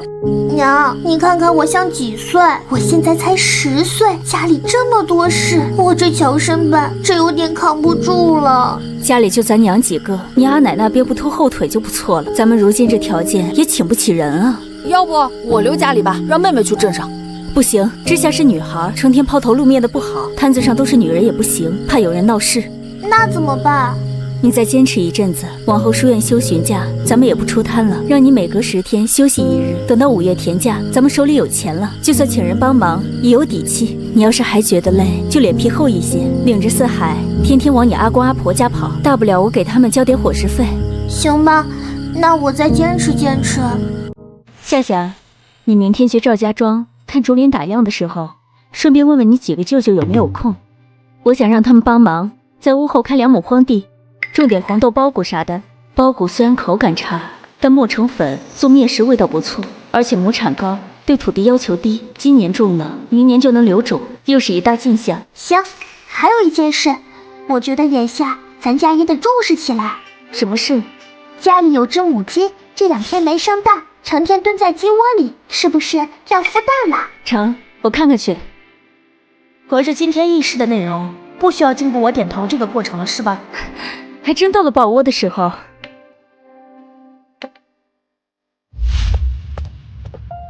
明明不是回家，却突然有种回家的期待感。快走，大舅在前面等着我们了。大舅！早上吃了没有？吃了。走，大舅带你们回家，之夏也赶紧跟上。嘿，来了！阿婆，这些芝麻馅饼是我娘特意准备的，让阿公阿婆也尝尝她的手艺。你娘一天能赚几个铜板？今儿来带点儿，明儿来带点儿，家里还能存下钱吗？孩子一番心意，东西都带来了，还让他拿回去不成？小姑做的馅饼真好吃。这真是你娘做的？难怪珍儿这买卖能做起来，味道确实不错。既然让赵水帮忙做竹帘，这2个饼子带他家去吧，回头他对你们的事也能多上点心。伯母，这是我娘准备的芝麻糖馅饼，带2个来给你们尝尝。哎呀，这怎么好意思啊？这是竹篮的打压，你瞅瞅，看看有没有需要调整的地方。伯伯的手艺没得说，竹帘没有问题，加上这个，我们总共需要6个，不知工价如何算？这东西费功夫啊，就按30分一个算吧。这个价格应该是看在大舅一家的面子上了。成，那就有劳伯伯了。伯母，你们家小狗卖吗？我们家想养只，看家护院。自家狗生的，村里人嫌费粮食，没人要。你们想养就抱一只回去吧，不用钱。伯母，我可否花20文再买1条？我们村没人养狗，带2条回去也好有个伴。行吧，回头你家里人要觉得养2条太多，再给我退回来就是。不会，多谢伯母了。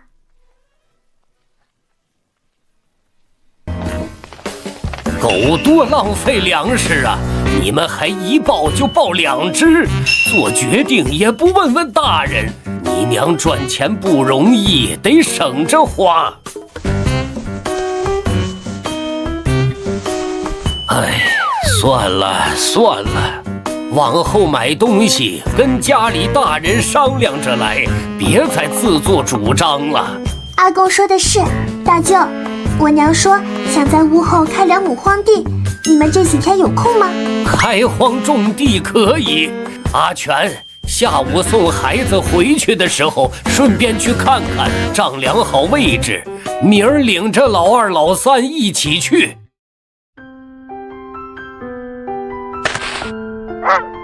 姐姐，咱们要给狗起名字吗？这只像小老虎的叫虎妞，小黄狗就叫金宝吧，寓意好。虎妞、金宝，真好听。我想了一路的小黄和小花，看来是派不上用场了。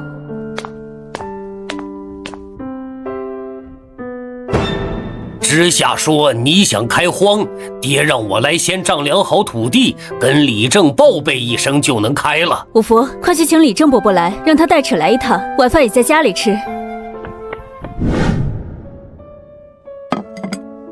我给你们报上去2亩地，你们适当多开个几分到半亩的也不打紧，我就睁一只眼闭一只眼了。那就多谢李正了。甭客气，季明也算是为国捐躯。听说如今边关仗打完了，该得的好处最近也会陆续下来，你们多留意留意。都说杏花村的李正是个敞亮人，我不会说漂亮话，先敬沈大哥一杯。你小子按年纪得唤我声叔呢。沈大哥宝刀未老，当得小弟这一声大哥。赵氏还是林家的儿媳妇呢，怎么能有点好东西就往娘家送？养了几个白眼狼。娘，好像今天大嫂的大哥也留在老宅吃饭呢。刚才那阵肉香就是从老宅飘过来的。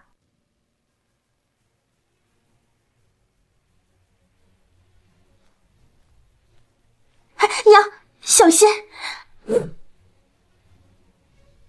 这都1个月了，怎么还是不见好？等我腿脚好了，去把赵成忠和马氏喊来，我倒要问问他们是怎么教女儿的。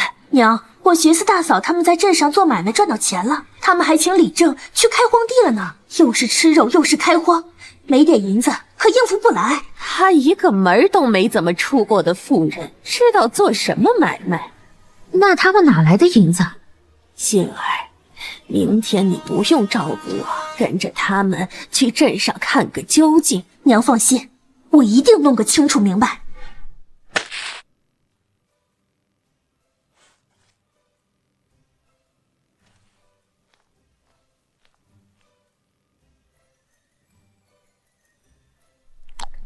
怎么感觉我们家的狗比我们以前在新屋吃的还要好？这日子可怎么过哟？二哥，大嫂他们买卖做的确实还行，要不咱也试试吧？他一个妇道人家都能赚钱，咱们肯定也可以。先吃饭，吃完饭我去找陈不凡问问情况。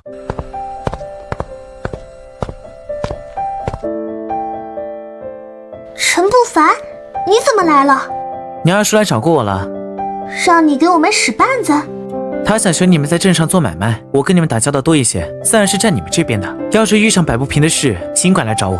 行，我不会跟你客气的。这些日子多谢你照顾我们家生意。感谢倒不必，下次要是再做了腐乳，记得卖我一些。你吃过金杯楼的腐乳了？你等等。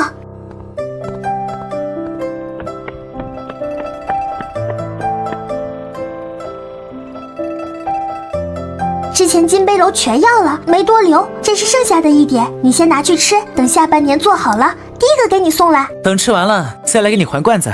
四海，往后看到娘往地里飞，一定要赶跑，别让他们吃了咱家的种子。哥哥也开始喜欢我了，都看我小呗。大哥，快来帮忙！这么大，得有6、7两了吧？你哪儿抓来的？我看他在田边趴着不动，趁他不注意抓的。你们怎么也跟四海似的，玩一身泥回来？我们可不是玩，咱们中午吃爆炒田鸡，鳝鱼明天带去镇上卖给金杯楼。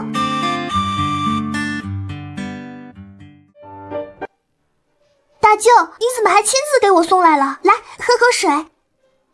那不然还让你们2个孩子跑去拿。行了，东西送到，我该回去了。石夏，快去新屋找你爹！我爹去田里看水，在村口碰到你爹他们回来了。他当时还跟我爹打招呼，我爹以为见鬼了，愣了好半天才跑回来，让我通知你。我爹不是死了吗？怎么还诈尸了？还愣着做什么？快去看看！走，大舅陪你们一起去。真儿好不容易日子走上正轨，这妹夫回来了，也不知是福是祸。要是他明事理还好，若是个愚孝的，真儿怕是又要受委屈了。四海，走。娘，儿子回来了。你是纪明？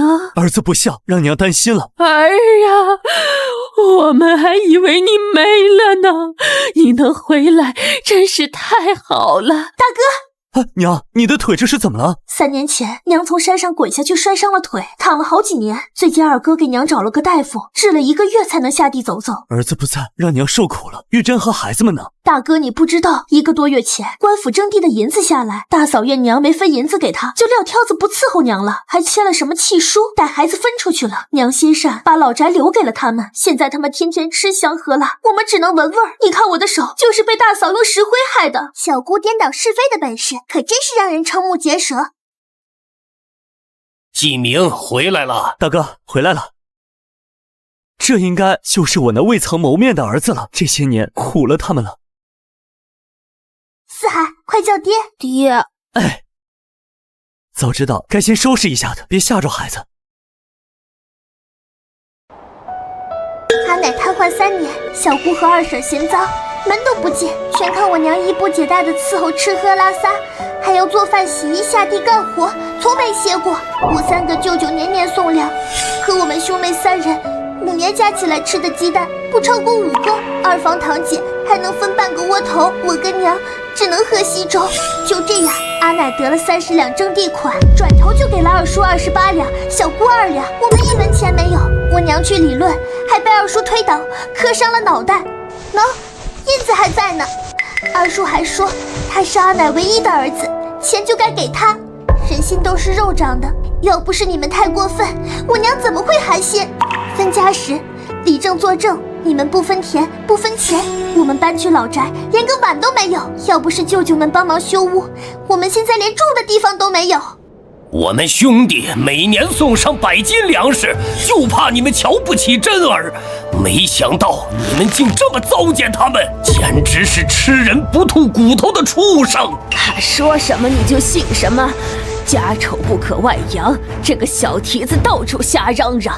他天天在老宅吃香喝辣，也没见孝敬我这个婆母。你们那样做跟吃肉喝血有什么区别？几个舅舅帮我们带点东西去赵家庄，怎么了？分家时是谁说别让我们哭着回去找你的？怎么现在又在乎我们这点东西了？谁在乎你们的东西？那些破铜烂铁，我才不稀罕。既然不稀罕，阿奶这会儿提出来是什么意思？直下的委屈，大舅哥的愤怒，娘的气急败坏，春杏和李氏的心虚，都是真的。看来这些年，玉珍和孩子们确实受了大罪，知夏不得无礼。果然，还是要护着他娘吗？娘，知夏刚才说的都是真的。这丫头嘴巴厉害，死的都能说成活的，你怎么信她的话？我才是你亲娘啊！大哥，娘怎么会骗你？林之夏一个小丫头骗子的话，怎么能信？我是娘的儿子，也是玉珍的丈夫，孩子们的爹。世人都说不亏妻、不愚孝、不逆子，方能家和。我不能因为我是娘的儿子，就不顾是非对错，一味偏袒。前世，爸爸从没这样维护过我，这个爹好像还不错。你们娘呢？娘和大哥在镇上卖馅饼，傍晚才回。娘，我今天刚回，不了解家里的变故，我先回老宅收拾一下，等玉珍回来再说。哎，你回老宅做什么？这里才是你的家。你之前的屋子我让光宗住了，我马上让他搬出来。大儿子回来了，可不能让他住在老宅，他能干，手里说不定还有饷银。要是被赵氏拿捏住，我可就什么都捞不着了。娘，我是玉珍的丈夫，既然大房已经分出去了，我自然要住到老宅去。光宗就继续住着吧。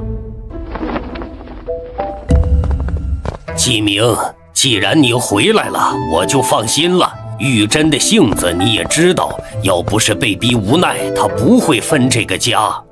我知道，这些年多谢几位哥哥接济，改日我一定登门道谢。一家人不说两家话，你快回去告诉爹娘这个好消息吧，老两口一直为你伤心呢。哎，一定。知夏，你带……哎呀，坏了！我连小儿子叫什么都不知道。四海，弟弟叫林四海。你带四海玩会儿，爹去收拾收拾，然后去镇上帮你们娘。盆在偏屋门边上。不得不说，这爹的外观条件还挺不错。爹，你现在就去镇上吗？早点去，能给你娘多帮帮忙。哟，急着去献殷勤呢。娘上辈子过了10几年丧偶式生活，这辈子让她感受下男人的关怀也好。乖乖跟姐姐在家，等下午给你们带好吃的回来。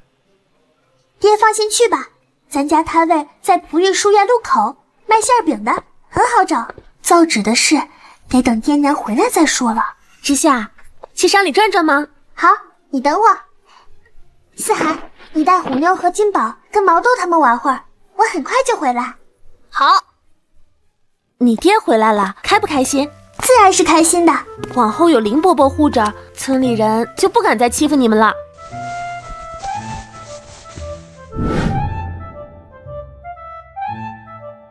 客官想要什么口味的饼？玉珍，是我回来了。爹娘，是爹没死，他回来了。怎么突然就回来了？这下有点麻烦了。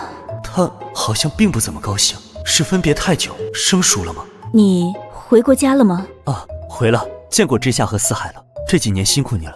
玉珍，看到我回来不高兴吗？没有不高兴，就是太突然了，还没反应过来。我来吧。我毕竟不是原主，他可是原主的丈夫，这抬头不见低头见的，迟早要同床共枕。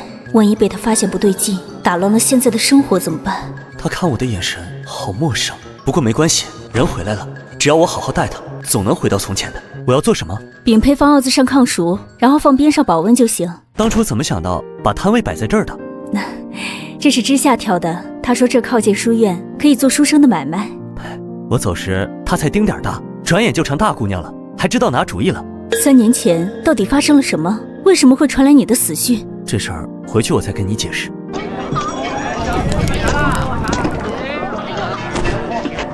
小心点儿，别把东西碰坏了。大嫂，你们今天也来了？二叔，大嫂怎么跟个外男走这么近？大哥尸骨未寒，他就这么耐不住寂寞？大嫂，我大哥虽然没了，你也不能这么堕落啊！五夫还在旁边看着呢，你这样对孩子影响多不好。站在你嫂子身旁的人是我，有什么问题吗？大哥，我错了，我不该勒索嫂子，你别吓我，求你了。二叔，我爹可没有吃人的癖好，今天站在这里的若不是我，你是不是就要把白的也说成黑的，让你嫂子这买卖都做不下去？我不在家时，他们就是这样欺负玉珍母子的。大哥，真是你？你什么时候回来的？娘知道吗？我已经回过村了。你这摊位打算做什么买卖？这不是看大嫂生意好，也想来卖饼子吗？大哥，你要是介意，我这就换地方。玉珍觉得呢？我们已经分家了，他们想做什么我管不着，各凭本事吧，省得到时候黑了球又怨我们。好，大哥回来了，娘会不会让他家搬回去？那家产会不会要重新分啊？东西这么多，我给你拿点吧。不用，这点东西不算什么。你们站一天也累了，咱们搭牛车回去。以前都舍不得花钱搭车，现在爹回来了，他说什么就是什么，感觉真好。娘，大哥，你们回来啦！爹，之夏，出来吃糖。厨房的事儿，爹娘来就行。哎，来了。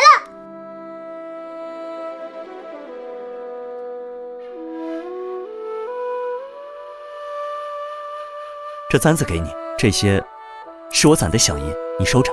回来路上看望了几个牺牲战友的家人，花了一些。打仗结束后，我用军功抵了30年赋税，就回来了。你没给娘交银子？以前没分家，钱归他管，现在咱们分出来了，我赚的钱自然由你管着。有些事我要跟你说清楚。我们分家时一穷二白，我手里有他画押的断亲书，我本打算赚点钱就带孩子走。现在你回来了，我也得说，就算他将来头脑热，我也不会管。你要是接受不了，可以考虑我们还要不要继续。别说这个话了，孩子都仨了，哪能说散就散？娘那边有事让他来找我，这个孝由我来尽。你好好带孩子，别理他。这思想觉悟可以啊，比我前夫强多了。爹娘，吃糖。五福就先跟着家里做买卖，四海明年送去书院试试。之夏是个女孩，将来是经商还是学手艺，看她自己。你安排得很好，之夏聪慧，别逼她太紧，让她在娘家多过几年轻松日子。几明、玉珍，我来看看你们。娘怎么来了？之前我怕玉珍一个妇道人家守不住田，就替她保管着。如今你回来了，这田是你们夫妻买的，自然该还给你们。娘当初可不是这么说的，您说除非我把您接到老宅伺候，才同意把田给我种，100年后田还是要给水生。您这算盘打的，傻子都听得出来。你说的什么话？纪明看着呢，你连装都不装了吗？我伺候了您3年，换来了什么？早知今日何必当初？纪明，你看他这种不敬长辈的悍妇，就该休了。娘，宁毁10座庙，不拆一桩婚。我和玉珍夫妻和睦，孩子也懂事，我为何要休妻？我们已经分家了，您就多操心水生和杏儿吧。合着我来送田契还送错了。这田本就是我们大房的私产，如果我没回来，娘想必也不会送来吧。什么私产？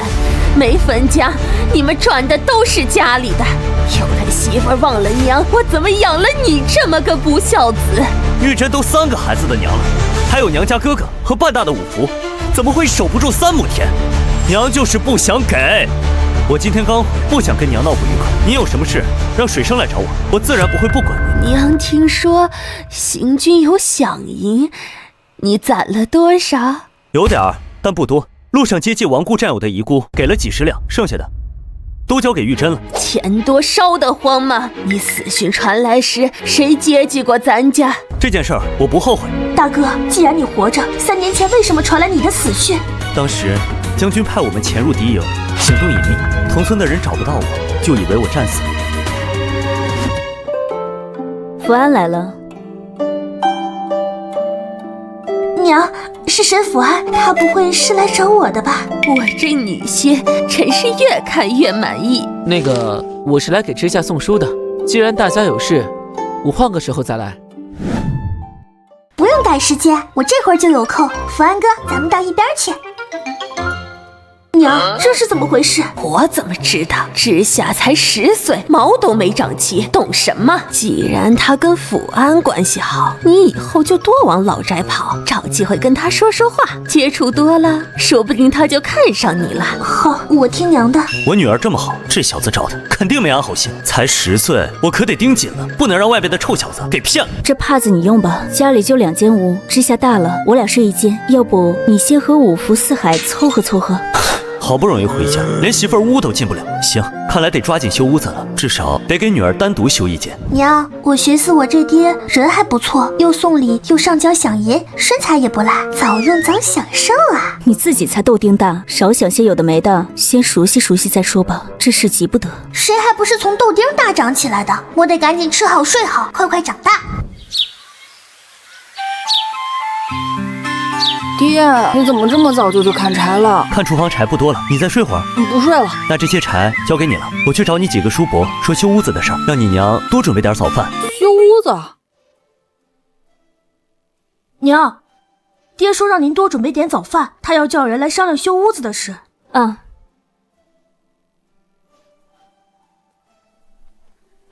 吉明，你这院子不是刚修过吗？挺齐整的。先凑合住着呗。知夏大了，总不能让他跟俩小子住一个屋。好办，挨着正屋起一间，快得很。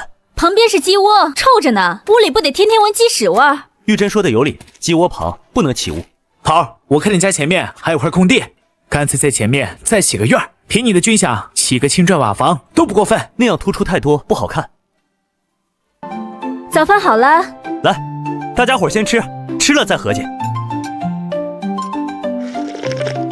哎呀，嫂子手艺真不错，难怪镇上生意能做起来。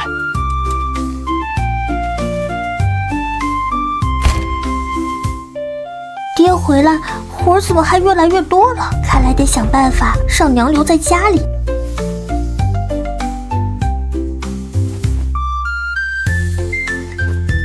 思涵，我教你拿笔练字。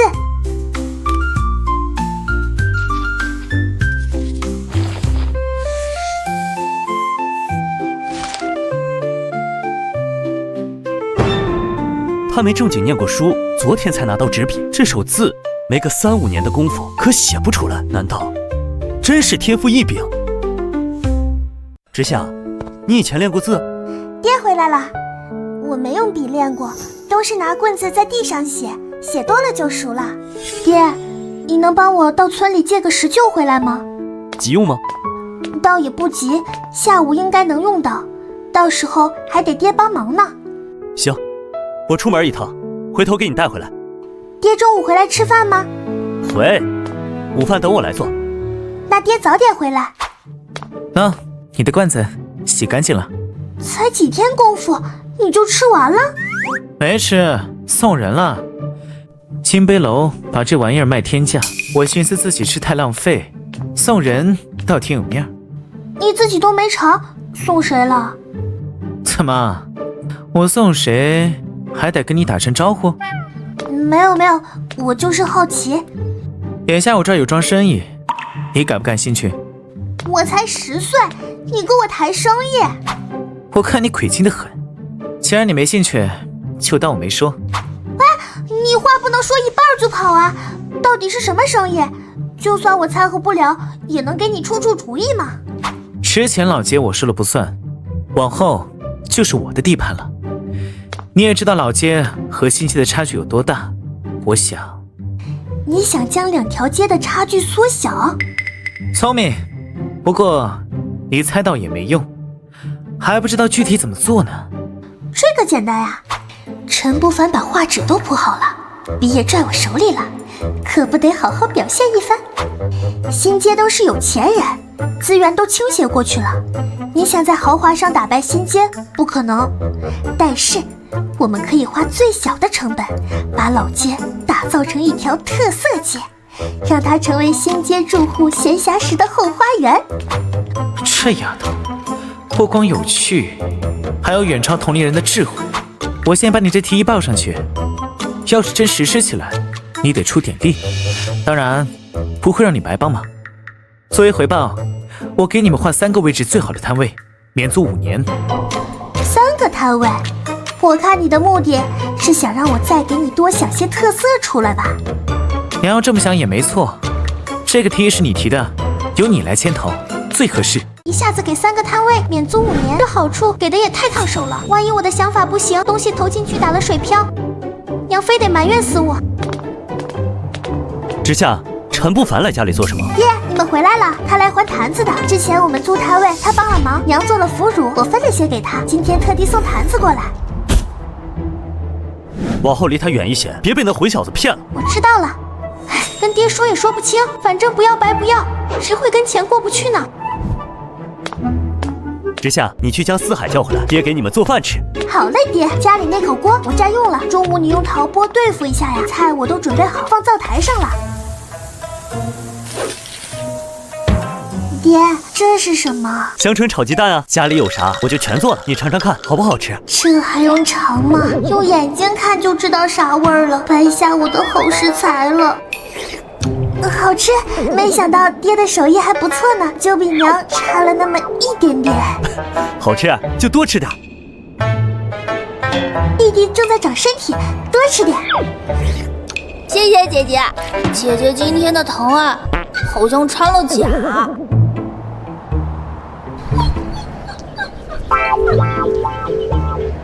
算了，以后我还是自力更生吧，可不能再让爹祸害食材了。我来吧。之夏，你费这么大功夫处理这些稻草，到底是做什么用的？想把它捣成什么样子？爹，我想尝试着做一做草纸，要把这些稻草捣成草浆，越细越好。草纸？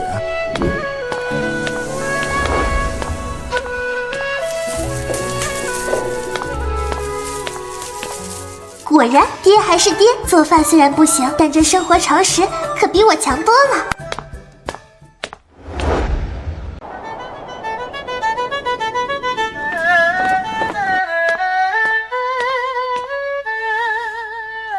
成了，咱真用没人要的稻草做出纸了。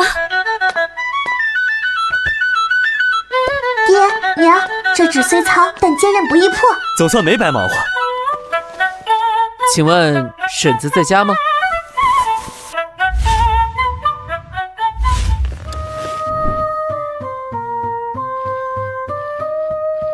哇，这草纸当真了不起，质地坚韧，价钱想必也比市面上纸张便宜许多。成本低，都是不值钱的稻草做的。福安哥，我们正愁这纸做出来了，不知往哪儿卖呢。这便是我今日来的目的。我们普育书院的学子练字号质量大，正需这般物美价廉的纸张。若信得过我，我愿为你们引荐，将纸张供给书院乃至镇上商铺。福安啊，你可是帮我们大忙了。婶子客气，互惠互利罢了。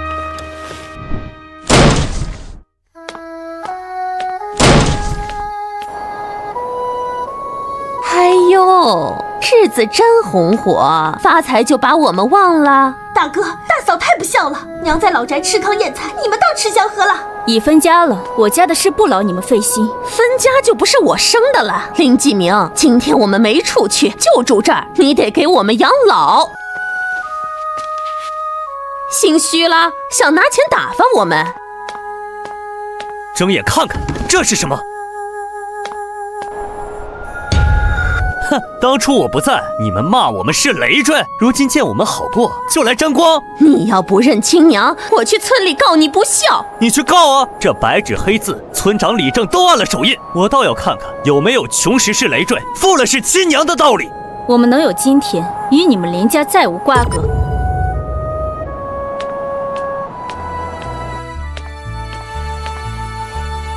过去终于了断了，我们的好日子才刚开始。